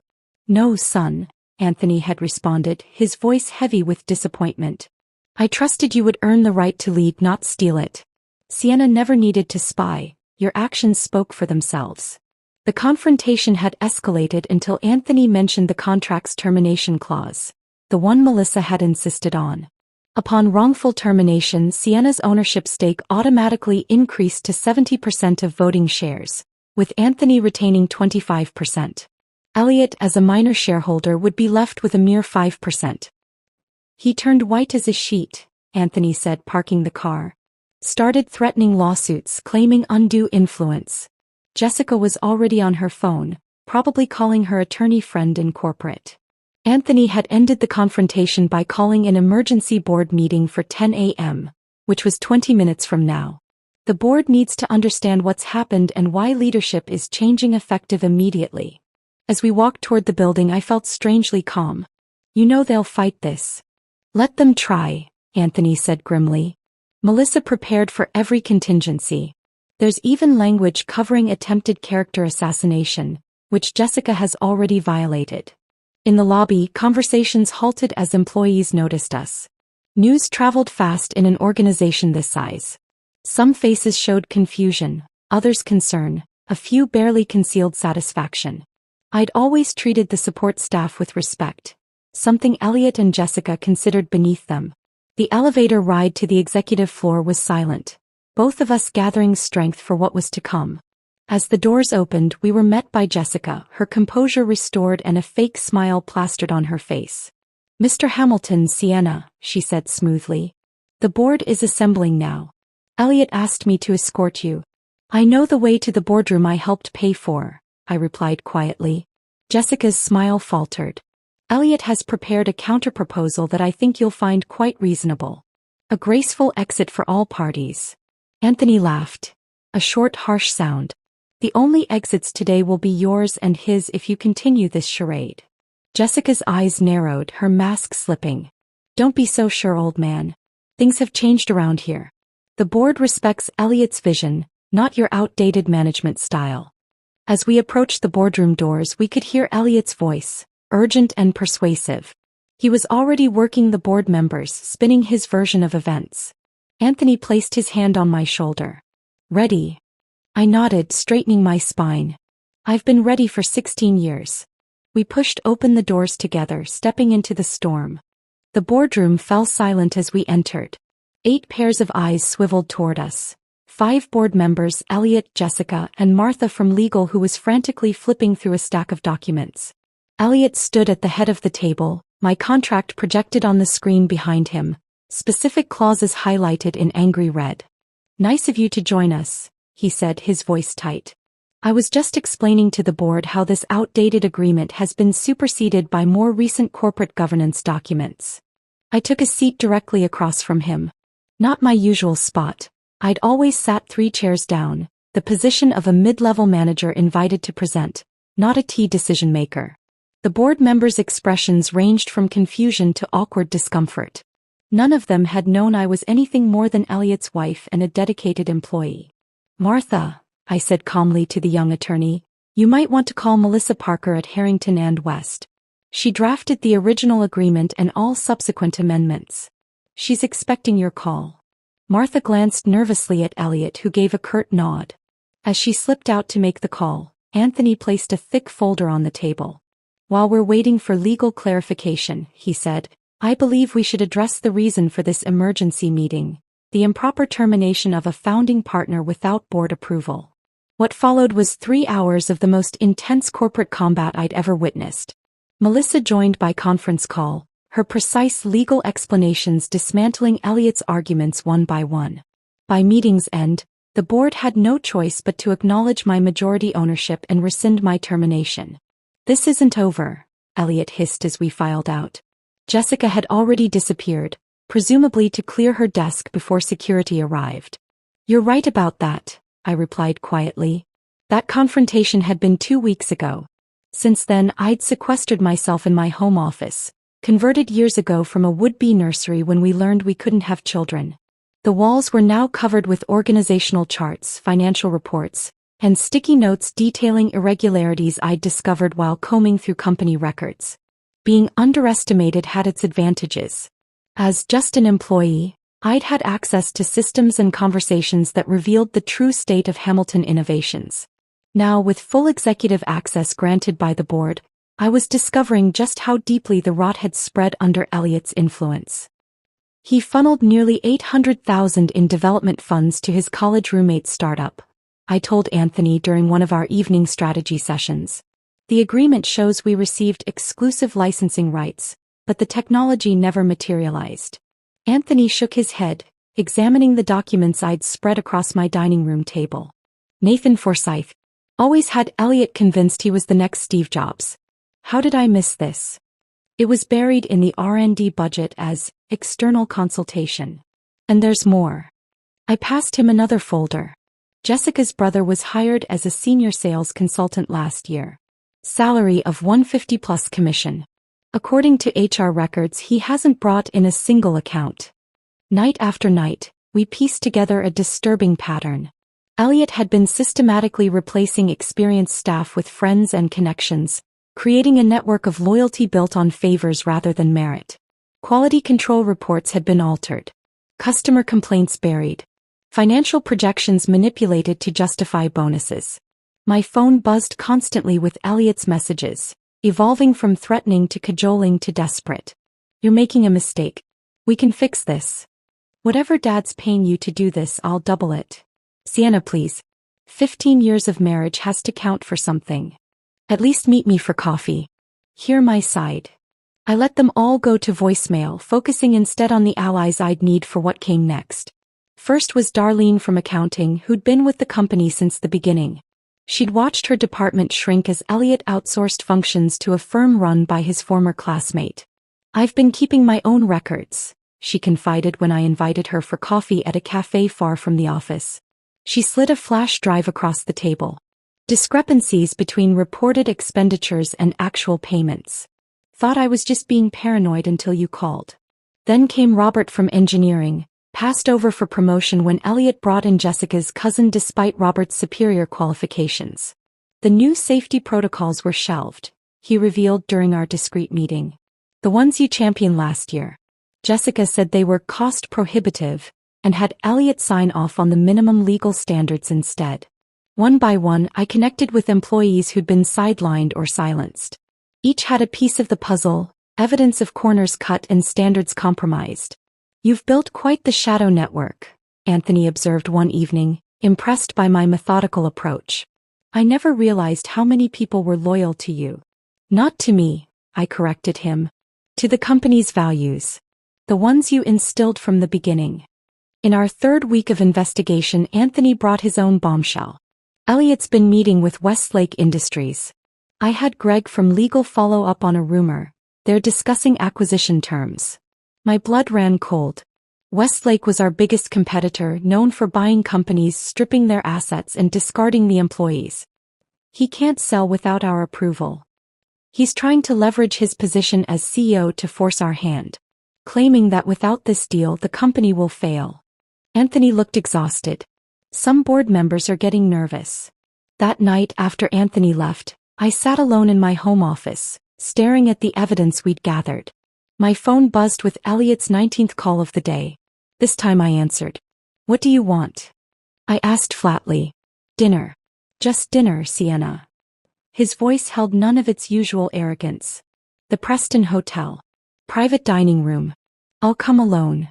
I should have refused, but curiosity won out. Tomorrow. 7 o'clock. I'll be bringing someone from legal. Fine.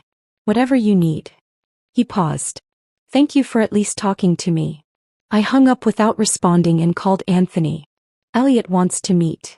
It's a trap, he warned immediately. Of course it is, I agreed. But I want to hear what he's offering. It might reveal what he's most afraid of us finding. We spent the rest of the night preparing, anticipating every possible scenario. By dawn, I had outlined our final strategy, the calculated response to Elliot's desperate moves. I showered and dressed carefully, selecting a conservative blue suit I hadn't worn since my termination. In my briefcase, I placed a single folder containing documents that would determine the future of Hamilton Innovations, and the people who had built it. Whatever happened at dinner, Elliot was about to learn that underestimating me had been his most expensive mistake. The Preston Hotel's private dining room was understated elegance, neutral tones, soft lighting, and a table set for 3, though only Elliot waited when I arrived. No sign of Jessica. My attorney, Rebecca Chin, a colleague of Melissa's who specialized in corporate fraud, accompanied me, tablet and recorder ready. Thank you for coming, Elliot said, standing awkwardly. Gone was the commanding presence he'd cultivated over years of playing executive. He looked smaller somehow, his designer suit hanging slightly loose, dark circles shadowing his eyes. You requested this meeting, I reminded him, taking a seat across from him rather than at his side. I'm listening. Rebecca placed her tablet on the table, the recording app visibly running. Elliot glanced at it nervously before pushing a folder toward me. A settlement offer, he said. I keep operational control as CEO. You and Dad retain financial oversight. We bring in an independent auditor agreeable to all parties. We stop the internal investigations, agree to move forward and protect the company's reputation. I opened the folder, skimmed the document and closed it again. And Jessica? His expression tightened. Repositioned to external relations. She has valuable connections. No, I interrupted. That's not going to work. Elliot leaned forward, desperation edging into his voice. Sienna, be reasonable. Think about what a public battle will do to the company. To the Hamilton name. I've thought about little else these past weeks, I replied calmly. I opened my briefcase and removed my own folder. This is my counteroffer. He scanned the document, his face paling with each page. You can't be serious. Completely serious. A forensic audit has already begun. The preliminary findings are detailed on page 4. Rebecca tapped her tablet. The audit team has identified $2.3 million in misappropriated funds. The document outlines the terms under which Hamilton Innovations will not pursue criminal charges. Elliot's hands trembled as he set down the papers. This would destroy me. You did that yourself, I said quietly. I'm offering you a way to leave with your freedom and enough to start over. More than you offered me. Our meals arrived, untouched as Elliot battled with the inevitable. Finally he asked, what about us? 15 years, Sienna. For a moment I felt a flicker of the connection we'd once shared, ambitious young professionals building something together. Then I remembered Jessica's smirk as I was dismissed from the boardroom. Sign the agreement, Elliot. Or we can continue this conversation with the FBI present. 3 days later I walked through Hamilton Innovations' front doors as acting CEO. The press release had gone out that morning. Elliot Hamilton stepping down for personal reasons, Sienna Hamilton assuming leadership during the transition, Anthony Hamilton returning as chairman of the board. The receptionist's eyes widened as I approached. Miss Hamilton. Welcome back. Thank you, Diane, I said warmly. How's your son doing at college? Her surprise at being remembered melted into a genuine smile. Made Dean's List first semester. That scholarship program you started made all the difference. The elevator ride to the executive floor felt different this time. Employees nodded respectfully, some offering quiet congratulations. The whispers that followed were curious rather than pitying. Anthony waited in the CEO's office. Elliot's office until yesterday, now mine. The space had already been transformed. Gone were the pretentious modern art pieces Elliot had insisted projected success. The desk had been repositioned to face the door rather than the view, making it about work rather than status. The team worked through the night, Anthony explained. Said they wanted it ready for your first day. I noticed familiar touches. My old plants rescued from storage, family photos I'd kept in my middle management office, the worn leather chair I'd always found more comfortable than Elliot's ergonomic throne. First order of business, I said, settling behind the desk. The department heads are waiting in the conference room. The meeting that followed set the tone for the new Hamilton Innovations. The forensic audit's findings were presented transparently. $2.7 million in misappropriated funds, systematic nepotism, and dangerous corner-cutting in quality control. No attempt to hide or minimize the damage. We're going to fix this, I told the shocked executives. Together. Starting with a restructuring that rewards merit, not connections. Robert from engineering was promoted to chief technology officer, replacing Elliot's fraternity brother who'd missed 6 critical deadlines. Darlene became chief financial officer, her decades of institutional knowledge finally recognized. Throughout the organization, talented employees who'd been overlooked were elevated to positions where they could make real contributions. By week's end, the transformation was palpable. Energy had returned to the offices. Ideas flowed freely in meetings where people had previously kept silent, afraid of contradicting Elliot or Jessica's favorites. "I've never seen morale rebound so quickly," Anthony commented as we reviewed the week's progress. "The board is impressed. Even the skeptics are coming around." "People want to do good work," I replied. "They just need the right environment." The final confrontation came unexpectedly. I was working late, reviewing production schedules when my office door burst open. Jessica stood there, mascara streaked down her face, clutching a designer handbag like a shield. "You got what you wanted," she spat. "Elliot's leaving the country. Says he can't face the humiliation." I set down my pen. "That's his choice. The agreement only required his resignation. You destroyed him. After everything he did for this company." "What exactly did he do, Jessica? Besides taking credit for other people's work and funneling money to friends?"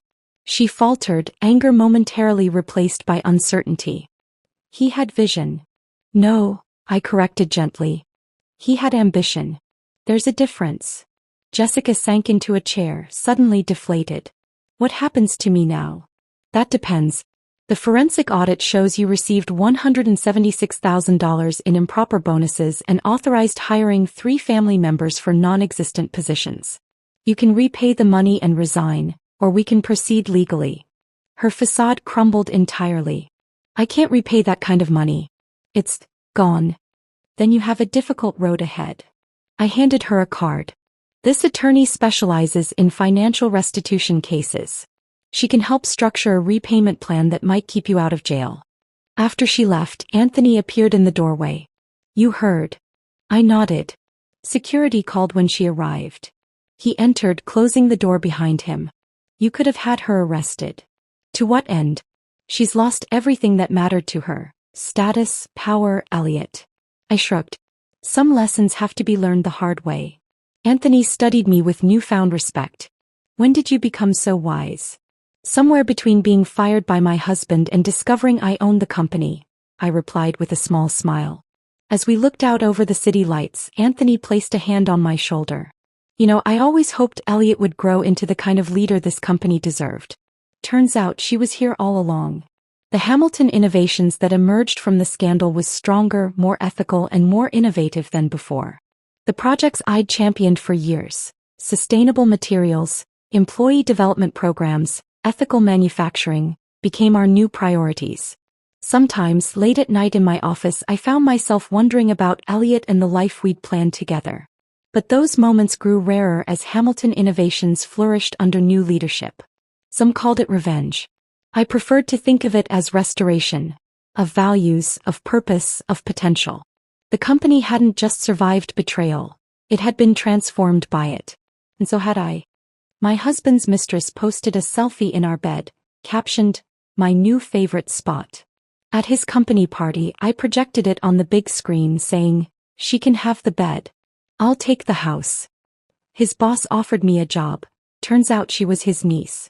Now I'm employed, he's fired, and the house is mine.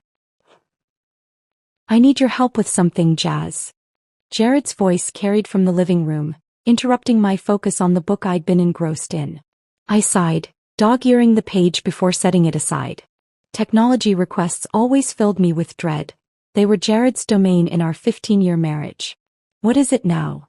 I called back, making my way to where he sat surrounded by sleek packaging material. His new phone, the latest model with features I'd never understand, gleamed on the coffee table. "My old phone got crushed when the cab driver slammed on his brakes during my Chicago trip," he explained, frustration evident in his tone. "I need to transfer everything, but the automated system isn't working. You have better patience for these things." I almost laughed at the irony. Me, the technophobe, having more patience with electronics than my tech-savvy husband. Throughout our marriage, we'd settled into comfortable roles. Jared handled our digital lives while I maintained our real-world connections. I hadn't even created my own social media accounts. Jared curated our online presence through couple accounts that he managed. "We only need one," he'd always insisted. "Less complication." And I'd agreed, happy to avoid the digital landscape that seemed increasingly complicated. "Fine," I conceded, settling beside him as he handed me both devices. What do I need to do? Just follow the prompts, he said, standing. I've got a conference call in 5 minutes.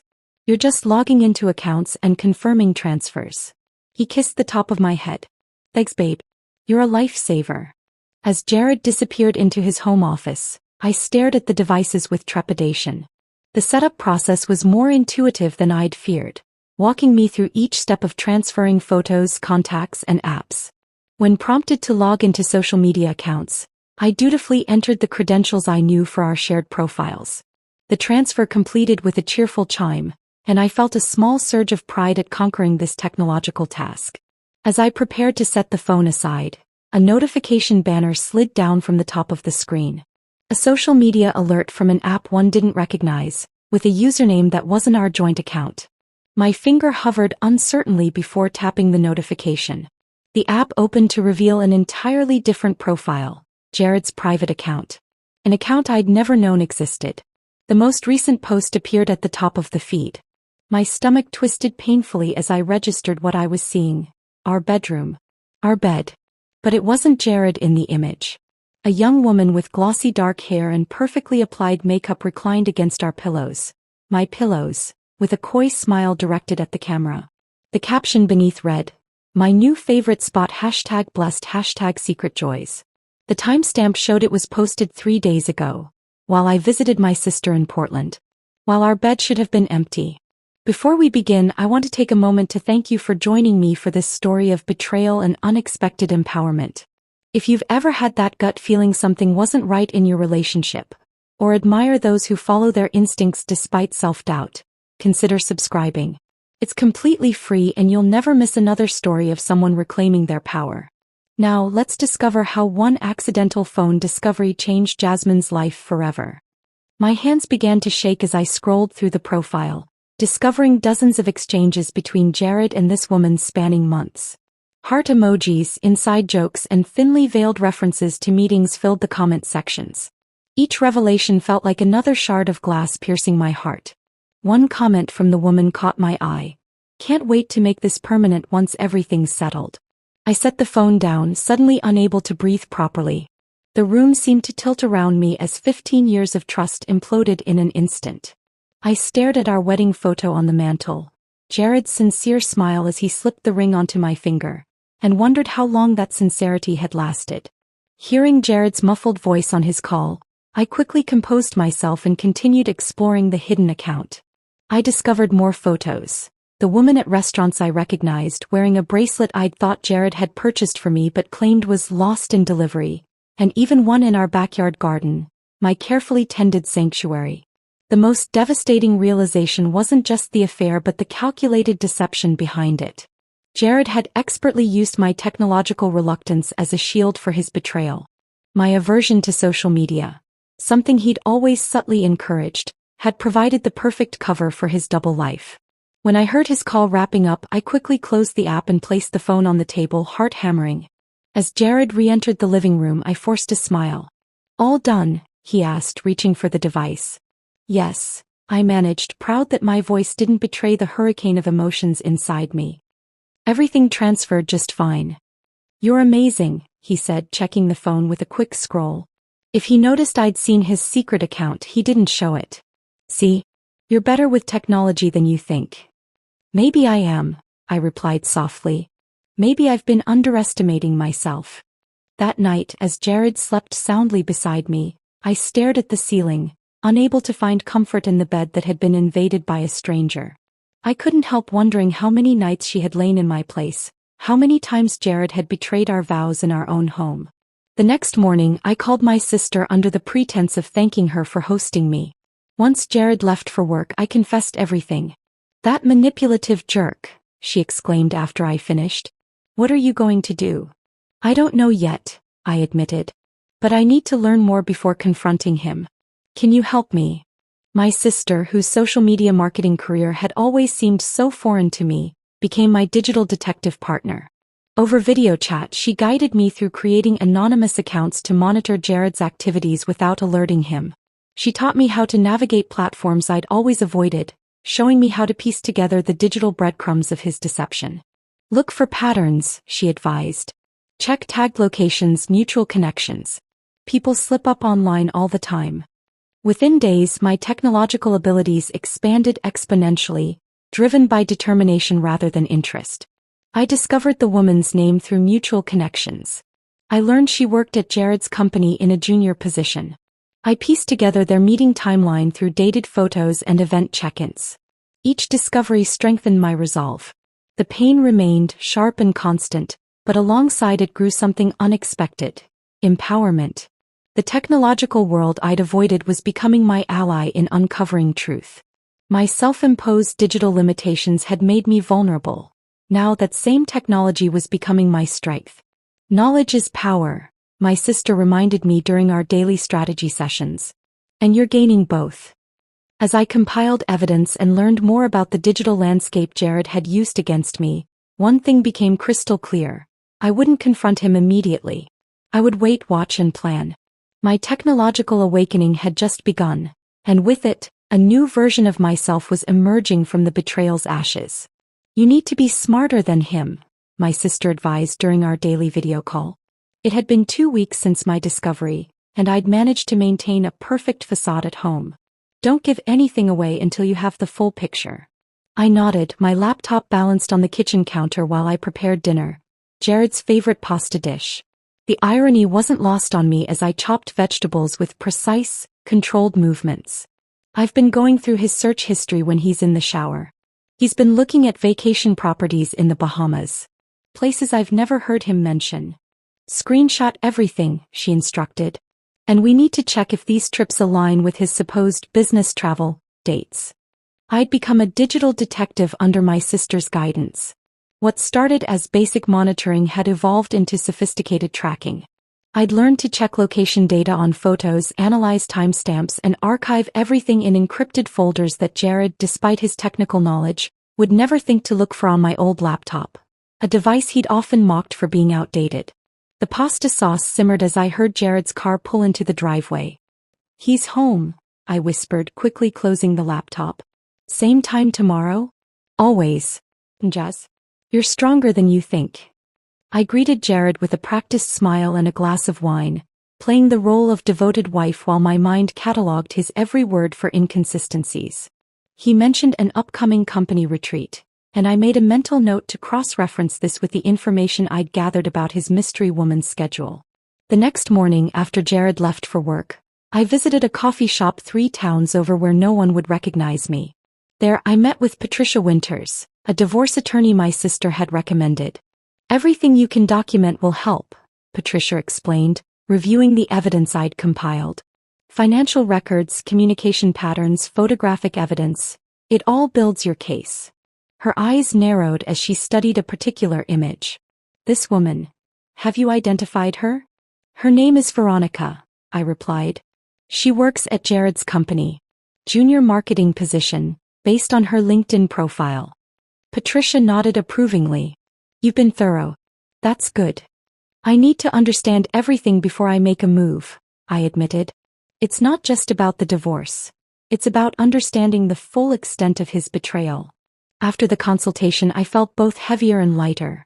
The reality of ending my marriage was sinking in, but so was the liberation of taking control.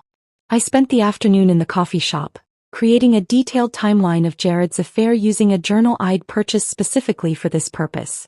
Dates, locations, communications, all meticulously documented. That evening, while organizing the digital evidence, I noticed something I'd overlooked.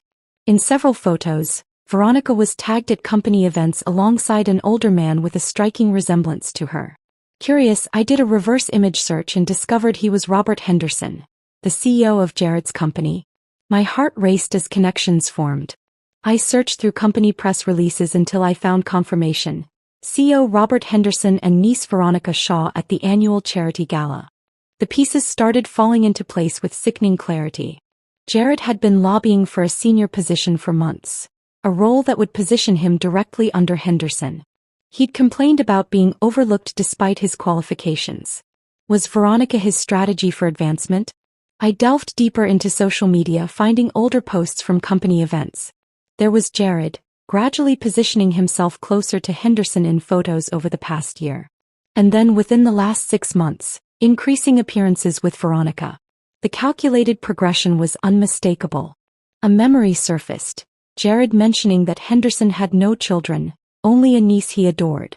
Family-run business in everything but name, he'd said casually. When Henderson retires, she'll inherit everything.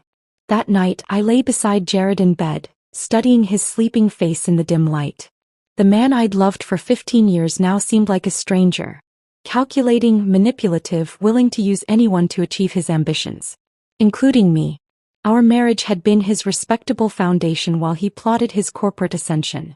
The following week brought the confirmation I needed. While Jared showered, I checked his email on his tablet. Something I'd never done before my digital awakening. There it was. A message from Veronica with the subject line, Uncle Robert's retirement timeline. Asterisk, he's thinking 2 years max. By then we'll be ready to step in together. Your strategy for the Asian market expansion impressed him. He mentioned how well you'll fit into the family business once things are settled at home. Can't wait to see you tomorrow. Miss our spot already. Sis. I felt physically ill reading it. Our marriage wasn't just collateral damage in an affair. It was an inconvenient obstacle in a business strategy. I forwarded the email to my secure account before carefully marking it unread and returning the tablet exactly as I'd found it. That night, I updated Patricia with the new information. Her response was immediate. This changes things. Corporate ethics violations potentially get messy. Document everything. And Jasmine? Stay calm. We're building a case. Maintaining normalcy became increasingly difficult. Each loving gesture from Jared, each casual touch, felt like sandpaper against my raw emotions. But I persisted, playing my role flawlessly while gathering evidence. The real breakthrough came when Jared mentioned the upcoming holiday party at his company. Henderson always goes all out, he said over breakfast. Everyone will be there. Perfect networking opportunity. That statement sparked an idea so perfect, so fitting, that I couldn't believe I hadn't thought of it sooner. The holiday party would have everyone present. Jared, Veronica, Henderson, and the entire company. It would be the perfect stage. I began formulating my plan, meticulous in every detail. I researched the venue, the typical schedule of these events, even befriended the company's events coordinator under the pretense of helping with spouse contributions. Each piece of information became another component in my strategy. Are you sure about this? My sister asked when I finally shared my intention. It's bold. Very public. That's the point, I explained, surprising myself with my steadiness. Jared has hidden everything in the shadows. I'm bringing it all to light. 3 months after discovering that fateful selfie, I had transformed from a technologically naive wife to a woman with purpose and plan. The digital world that had once felt so foreign was now my battlefield. I'd learned patience, strategy, and the power of information. As the date of the holiday party approached, I made my final preparations. The evidence was secure, my divorce papers ready, and my strategy set. The perfect dress, elegant yet commanding, hung in my closet. Not in our bedroom closet, but in the guest room where I'd secretly moved my essential items without Jared noticing. The night before the party, Jared kissed me and said, "I'm glad you're coming tomorrow. It means a lot to have you there." I smiled, genuine for the first time in months. I wouldn't miss it for the world. In fact, I think it's going to be unforgettable. The grand ballroom of the Montclair Hotel glittered with holiday decorations as I stepped through its doors, my arm linked with Jared's. Crystal chandeliers cast a warm glow over tables adorned with elaborate centerpieces, while a string quartet played softly in the corner. It was exactly as Marcus, the event coordinator I'd befriended, had described during our casual coffee meetings. "You look stunning tonight," Jared whispered, his hand resting possessively on the small of my back. "Everyone's going to be impressed." I smiled, wondering if he'd noticed the coldness behind it. "That's the plan." My emerald dress, a color I rarely wore but had chosen specifically for its boldness, drew appreciative glances as we made our way through the crowd. In my clutch purse, alongside my lipstick and compact, was a small USB drive containing everything I needed for tonight. "Jared, there you are." A colleague approached, champagne in hand. "The big boss is looking for you. Something about your presentation?" Jared's face lit up. Perfect timing. Henderson confirmed I'm speaking about the Asian expansion project tonight. Congratulations, I said, meaning it in ways he couldn't possibly understand. You've worked hard for this moment. I won't be long, Jared said, squeezing my hand before disappearing into the crowd. The second he was out of sight, I made my move. Slipping away toward the back of the ballroom, I found Marcus adjusting settings at the AV control panel. Everything ready? I asked quietly. He nodded, accepting the USB drive I discreetly passed to him. Loaded and ready to go. Just give me the signal when he starts speaking. His eyes conveyed sympathy. Our coffee meetings had revealed enough for him to understand what I was doing, if not the full extent of why. Thank you, I said, genuinely grateful. I owe you. No one deserves to be treated that way, he replied simply. Just remember, the microphone will activate automatically when you press this button. He showed me a small remote. Keep it in your hand throughout the evening. I rejoined the party just as Robert Henderson, a distinguished man in his 60s with salt and pepper hair, took the stage. His commanding presence immediately silenced the room. Welcome to our annual celebration, he began warmly. Another exceptional year for Henderson Global Solutions. I scanned the crowd until I spotted Veronica, stunning in a red dress that seemed deliberately chosen to complement Jared's navy suit. She stood near the stage, eyes fixed adoringly on my husband as he waited for his moment in the spotlight. The sight should have hurt, but all I felt was resolve. Henderson's speech continued with the usual corporate platitudes until he reached the part I'd been waiting for. And now, to discuss our exciting expansion into Asian markets, I'd like to invite our Director of Strategic Development, Jared Williams. Applause filled the room as Jared confidently took the stage. I positioned myself strategically, moving closer to ensure a clear path to the microphone stand placed at the edge of the stage for audience questions. Thank you, Robert, Jared began, his charismatic smile sweeping across the room. It's been an incredible journey developing this initiative. I let him continue for several minutes, watching him in his element. Charming, articulate, commanding. This was the man I'd fallen in love with. The brilliant mind I'd supported through late nights and career uncertainties. Now I was seeing him clearly for perhaps the first time. When he reached the midpoint of his presentation, displaying a slide about building meaningful relationships in new territories, I pressed the remote in my palm. Marcus had timed it perfectly. The screen behind Jared suddenly changed, revealing the selfie of Veronica in our bed with her caption prominently displayed. My new favorite spot, #blessed, #secret joys. A collective gasp rippled through the audience. Jared froze mid-sentence, turning to see what had caused the reaction. His face drained of color as he recognized the image. That was my cue. I stepped forward, the spotlight finding me as I approached the microphone. The remote in my hand activated my mic as promised. She can have the bed, I said, my voice remarkably steady as it echoed through the ballroom. I'll take the house. The silence that followed was absolute. Hundreds of people suspended in shared shock. Jared's mouth opened and closed, no words emerging. In the corner of my vision, I saw Veronica shrinking back, attempting to disappear into the crowd. Jasmine, Jared finally managed, his voice strangled. This is a misunderstanding. That's not what it looks like. I finished for him, maintaining my composure. Not your mistress in our marital bed while I was visiting my sister? Not the woman you've been seeing for months while positioning yourself closer to her uncle's company. Another gasp swept through the room, followed by murmurs as connections were made. Henderson had stepped forward, his expression unreadable as he stared at the image. That's my niece, he said, his authoritative voice cutting through the murmurs. His gaze shifted from the screen to Jared, then to Veronica, who had frozen in place, and finally to me. Jared attempted damage control, his professional demeanor crumbling. Robert, I can explain. This isn't my office. Now. Henderson's tone left no room for argument. He gestured to a security guard who immediately moved toward us. Mrs. Williams, I believe you should join us as well. I nodded, feeling oddly calm as the security guard escorted us away from the stunned audience. Behind us, I heard Henderson instructing another executive to continue the evening's program. The walk to Henderson's office on the top floor felt surreal. Jared ahead with one security guard, me following with another, and Henderson and a visibly distressed Veronica bringing up the rear. No one spoke in the elevator or along the corridor leading to an impressive corner office overlooking the city. Once inside, Henderson closed the door firmly and turned to face us. "Sit," he commanded. Jared and I took seats on opposite sides of the room. Veronica remained standing, tears streaking her makeup. "Uncle Robert," she began, "I didn't know." Henderson raised a hand, silencing her.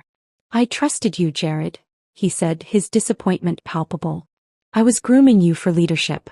And this is how you conduct yourself. By manipulating my niece." "It wasn't manipulation," Jared protested, desperation creeping into his voice. "Veronica and I have genuine feelings for each other. My marriage was already failing." "Was it?" I interrupted, opening my clutch to remove printed copies of emails I'd discovered. "Our 15th anniversary was last month. You surprised me with roses and a weekend getaway.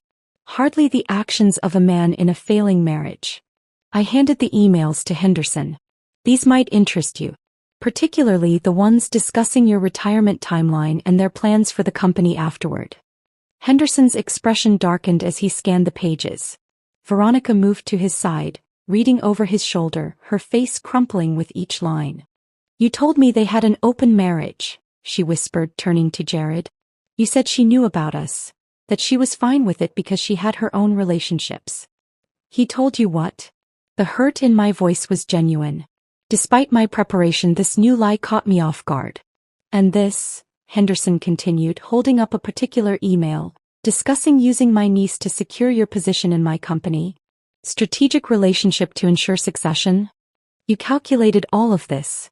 Jared stood, panic evident in every movement. "Robert, those emails are being taken out of context. I genuinely care for Veronica, and yes, I saw potential in our relationship professionally, but you lied to everyone in this room," Henderson finished for him. "To your wife, to my niece, and to me." The tension in the room was suffocating. Outside, the holiday party continued, oblivious to the drama unfolding behind closed doors. My carefully orchestrated moment of truth had succeeded beyond my expectations, revealing layers of deception I hadn't even anticipated. As I watched Jared's professional and personal worlds collapsing simultaneously, I felt no triumph, only a strange, sad clarity. This was the end of 15 years, but also the beginning of something else. Something undefined but undeniably mine. Henderson set the emails down on his desk, the weight of his disappointment filling the room. His gaze shifted between Jared and Veronica before settling on me. "Mrs. Williams," he said, his tone softening slightly, "I owe you an apology. It seems my company has been the backdrop for significant pain in your life." Before I could respond, Henderson's phone buzzed. He glanced at it, then pressed the intercom on his desk. "Send them in." The door opened to admit two more people. A woman I recognized as the company's legal counsel and a man in a crisp suit I didn't know. "This is Michael Chin, our chief financial officer," Henderson explained. "And you know Sarah Winters, our head of legal." Jared paled visibly. "Robert, is this really necessary? This is a personal matter that's gotten out of hand." "Is it?" Henderson interrupted sharply. "Michael, tell Mrs. Williams what you found." The CFO cleared his throat, opening a folder he carried. "Mr. Williams has been using company resources for personal expenses, charging personal trips as business travel, manipulating expense reports, and most concerning, attempting to access restricted financial accounts." "That's absurd," Jared protested, but his voice lacked conviction. "We've been monitoring suspicious activities for months," Michael continued, addressing me directly. "But without definitive proof of intent, our hands were tied. Your husband is quite skilled at operating in gray areas." Sarah, the legal counsel, stepped forward. "We've documented at least 17 instances where Mr. Williams used company funds for personal use, including jewelry purchases." She glanced pointedly at Veronica, who touched a bracelet on her wrist reflexively. The realization hit me. The sapphire bracelet. "You told me the delivery was lost." The same bracelet I'd seen in photos on Veronica's social media. Veronica unclasped it with trembling fingers. "He said it was a family heirloom from his grandmother." She placed it on Henderson's desk, unable to meet my eyes. "I've suspected inappropriate behavior for some time," Henderson continued, "but Jared's performance metrics were exceptional. He's brought in significant revenue. Difficult to argue with results. Results achieved through manipulation and lies, I said quietly. Henderson nodded gravely. Tonight's revelation forced my hand. The company cannot be associated with this level of ethical compromise. Jared stood abruptly. This is ridiculous.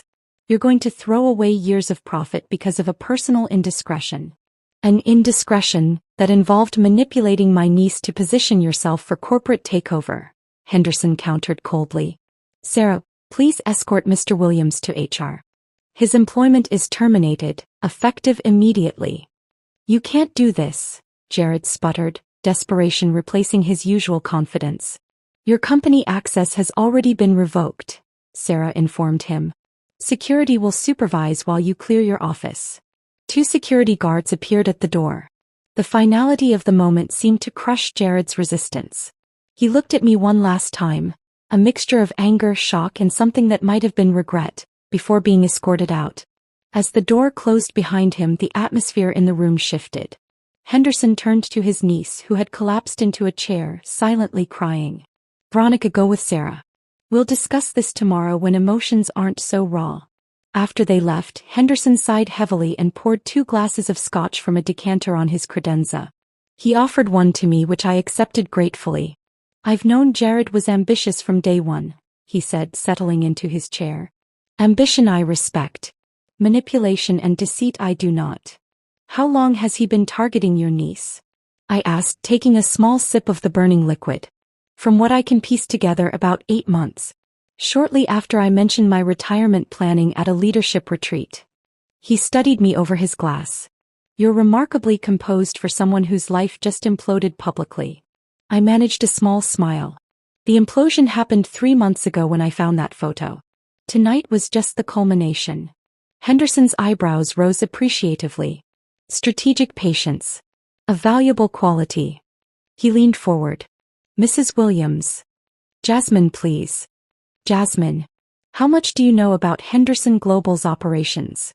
The question caught me off guard. Only what Jared shared, which, given recent revelations, was probably limited and possibly untrue. He never mentioned your background in financial systems architecture, your master's thesis on sustainable corporate governance. I stared at him, genuinely surprised. How do you know about that? I make it my business to know who enters my extended circle. When Jared married you, I had you vetted, standard procedure for executive spouses. He smiled at my expression. You were an exceptional systems architect before you stepped back from your career. Your former colleagues speak highly of your integrity and analytical skills. A knock at the door interrupted us. Henderson called for them to enter, and to my astonishment, 3 of Jared's colleagues filed in. People I recognized from company functions but had rarely spoken with. You asked to see us, sir? Said a woman I recalled was named Diana, head of product development. Yes. Please share with Mrs. Williams what you told me last month. Diana looked uncomfortable but stepped forward. We've had concerns about Jared's methods for some time. Client information disappearing, competitive bids being undermined, strategic plans changing last minute to his advantage. Why didn't you report it? I asked. The tallest man, Thomas from marketing I remembered, spoke up. Jared made sure his relationships provided protection. He cultivated powerful allies. And made examples of those who questioned him, added the third person, an analyst whose name escaped me. Last year, a junior developer raised ethical concerns about data handling. 2 weeks later she was gone, performance issues officially. I received a unanimous letter of concern from these department heads, Henderson explained. But without concrete evidence, it was their word against his stellar performance metrics. Then you showed us all the truth, Diana said, genuine gratitude in her voice. Many of us suspected his relationship with Veronica wasn't what it seemed, but no one dared suggest he was using her to position himself within the company. As they shared more examples of Jared's ruthless climb up the corporate ladder, I began to understand the full scope of his deception. The man I'd married had disappeared years ago, replaced by someone I hardly recognized. What happens now? I asked when they finished. Henderson dismissed his employees before answering. For Jared? Legal consequences possibly. For the company? Damage control. For you? He studied me thoughtfully. That depends entirely on what you want. I want to rebuild my life, I said simply. And your career? He pressed. Someone with your skills and clearly demonstrated ability to analyze complex situations would be an asset to any organization, including mine. I blinked in surprise. Are you offering me a job? Consider it making amends for the role my company played in your personal turmoil. He handed me a business card. My private number. Think about it. As I stepped out of his office, the weight of the evening's revelations settled around me. In a single night, I'd lost a husband but potentially gained a future I'd never imagined. The irony wasn't lost on me. Jared's calculated betrayal had inadvertently opened doors he never intended. The holiday party continued below, but I had no desire to return to the celebration. As I waited for the elevator, my phone chimed with a text from my sister. How did it go? I smiled, suddenly exhausted but oddly peaceful. Better than expected, I typed back. I'll call you tomorrow. Everything has changed. The elevator doors closed, giving me a moment of solitude after the evening's chaos. I leaned against the wall, Henderson's business card still in my hand, and took a deep breath. For the first time in months, I felt the tightness in my chest begin to loosen. The truth was out. The pretending was over. When I stepped into the hotel lobby, a familiar figure waited near the revolving doors. Marcus from the AV team. You okay? He asked, genuine concern in his eyes. Words spreading fast upstairs. I will be, I replied, surprised to find I actually meant it. Thank you for your help tonight. He nodded, then handed me a small USB drive. All evidence from tonight. Figured you might need it for whatever comes next.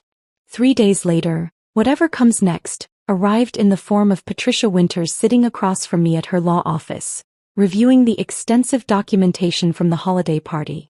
This is extraordinarily compelling, she said, organizing papers into precise stacks. Jared's attorney has requested a meeting. They're clearly concerned about how this will play out in court. What are they offering? I asked, surprised by my own detachment. Full ownership of the house, a significant financial settlement, and an expedited, uncontested divorce. Her raised eyebrow conveyed her professional assessment. They're desperate to settle quickly and quietly.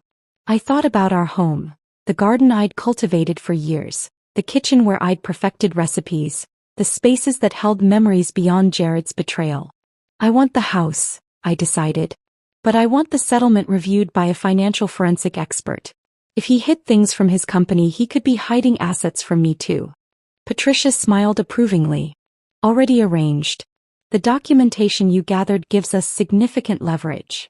2 weeks later, as January snow blanketed the city, I sat across from Robert Henderson in his office, discussing the senior analyst position he'd offered me. Your background in systems architecture is precisely what our compliance division needs, he explained. Recent events have highlighted vulnerabilities in our oversight processes. I studied the job description, noting the responsibilities and substantial salary, significantly higher than what I'd earned before stepping back from my career. This feels convenient, I admitted. I don't want charity disguised as employment. Henderson's laugh surprised me. Mrs. Williams. Pierce, I corrected, having reverted to my maiden name. Jasmine Pierce. Ms. Pierce, he amended. I don't operate a charity. I run a global corporation that cannot afford another Jared Williams situation. Your technical skills combined with your demonstrated ability to notice patterns others miss? That's exactly what we need. He leaned forward. The fact that hiring you might also irritate your ex-husband is merely a pleasant bonus. I accepted the position that afternoon, starting immediately as a consultant while the divorce proceeded. My days quickly filled with systems audits, compliance protocols, and the exhilarating feeling of using my professional skills again after years of dormancy. The corporate world I re-entered was vastly different from the one I'd left. Technology had evolved dramatically, but my newfound digital literacy, ironically developed while investigating Jared, provided a foundation I could build upon. I enrolled in evening courses, attended weekend workshops, and quickly closed the knowledge gap. You're a natural, my team lead remarked after I identified a security vulnerability in their financial reporting system. Hard to believe you were tech-averse just months ago. I smiled, thinking of my sister's patient guidance during those early days of digital detective work. I had a compelling reason to learn quickly. February brought finalization of the divorce. Jared, facing potential criminal charges for financial improprieties and desperate to avoid further scrutiny, agreed to all terms. The house became legally mine, along with a settlement that ensured financial security. He relocated to Chicago, his reputation in our industry permanently damaged. March arrived with an unexpected email from Veronica. We'd had minimal contact since the holiday party, both needing space to process our separate traumas from Jared's manipulation. *, would you be willing to meet for coffee? No pressure if it's too uncomfortable. *, we met at a quiet cafe downtown, both of us nervous but determined. The initial awkwardness dissolved as we shared our experiences. How Jared had crafted specific lies tailored to each of us, manipulating our insecurities and desires. He told me you were cold and career-obsessed, she confessed. That you'd agreed to an arrangement where you maintained appearances while pursuing separate lives. While he told me I was better suited to home life than professional pursuits, I replied, the irony not lost on either of us. Our conversation shifted from Jared to ourselves. Her studies in international business, my return to corporate technology, our shared love of gardening. By our third coffee meeting, we developed a tentative friendship built on mutual respect and the unusual bond of shared deception. April brought spring to my garden and a promotion at Henderson Global. My systems audit had uncovered significant vulnerabilities, and implementing my recommended solutions earned recognition from the board. My confidence, dormant for years under Jared's subtle dismissiveness, bloomed alongside my career. By May, I barely recognized my former self. The woman who had deferred to her husband on all matters technological, who had dimmed her professional light to complement his ambition. My home transformed alongside me. I repainted walls, replaced furniture, and redesigned the bedroom where Veronica's infamous selfie had been taken. The master bedroom became my home office, a symbol of reclamation. I purchased a state-of-the-art computer system, setting it up myself with satisfaction. The bed was donated, replaced by a sleek desk where I often worked late into the evening on projects that challenged and fulfilled me. In June, exactly 6 months after the holiday party that had changed everything, I hosted a housewarming celebration. My sister flew in for the occasion, proud of the transformation she'd witnessed. Colleagues from Henderson Global mingled with longtime friends in the backyard garden I'd expanded with new varieties of roses. To new beginnings, my sister toasted, raising her glass as sunset painted the sky in vibrant hues. Veronica arrived last, hesitating at the garden gate until I waved her over. She'd accepted a study abroad opportunity in London. A chance to forge her own path away from her uncle's company and the gossip that lingered despite everyone's best efforts. I wanted to say goodbye, she said, handing me a small gift. And thank you, as strange as that might sound. Inside the package was a delicate silver bracelet. Nothing like the ostentatious sapphire one Jared had given her. The charm dangling from it was a small key. For new doors, she explained simply. As evenings settled over my transformed home, I watched the gathering of people who had supported me through crisis or entered my life in its aftermath. Not one of them saw me as an extension of Jared Williams or defined me by his betrayal. In their eyes, and increasingly in my own, I was simply Jasmine Pierce. Capable, resilient, and finally the author of my own story. The woman who had once been too intimidated to set up a social media account now led a corporate technology division. The wife who had maintained a perfect facade now built authentic connections. The betrayal that had been meant to diminish me had instead revealed strengths I'd forgotten I possessed. The house was mine. But more importantly, so was the life within it.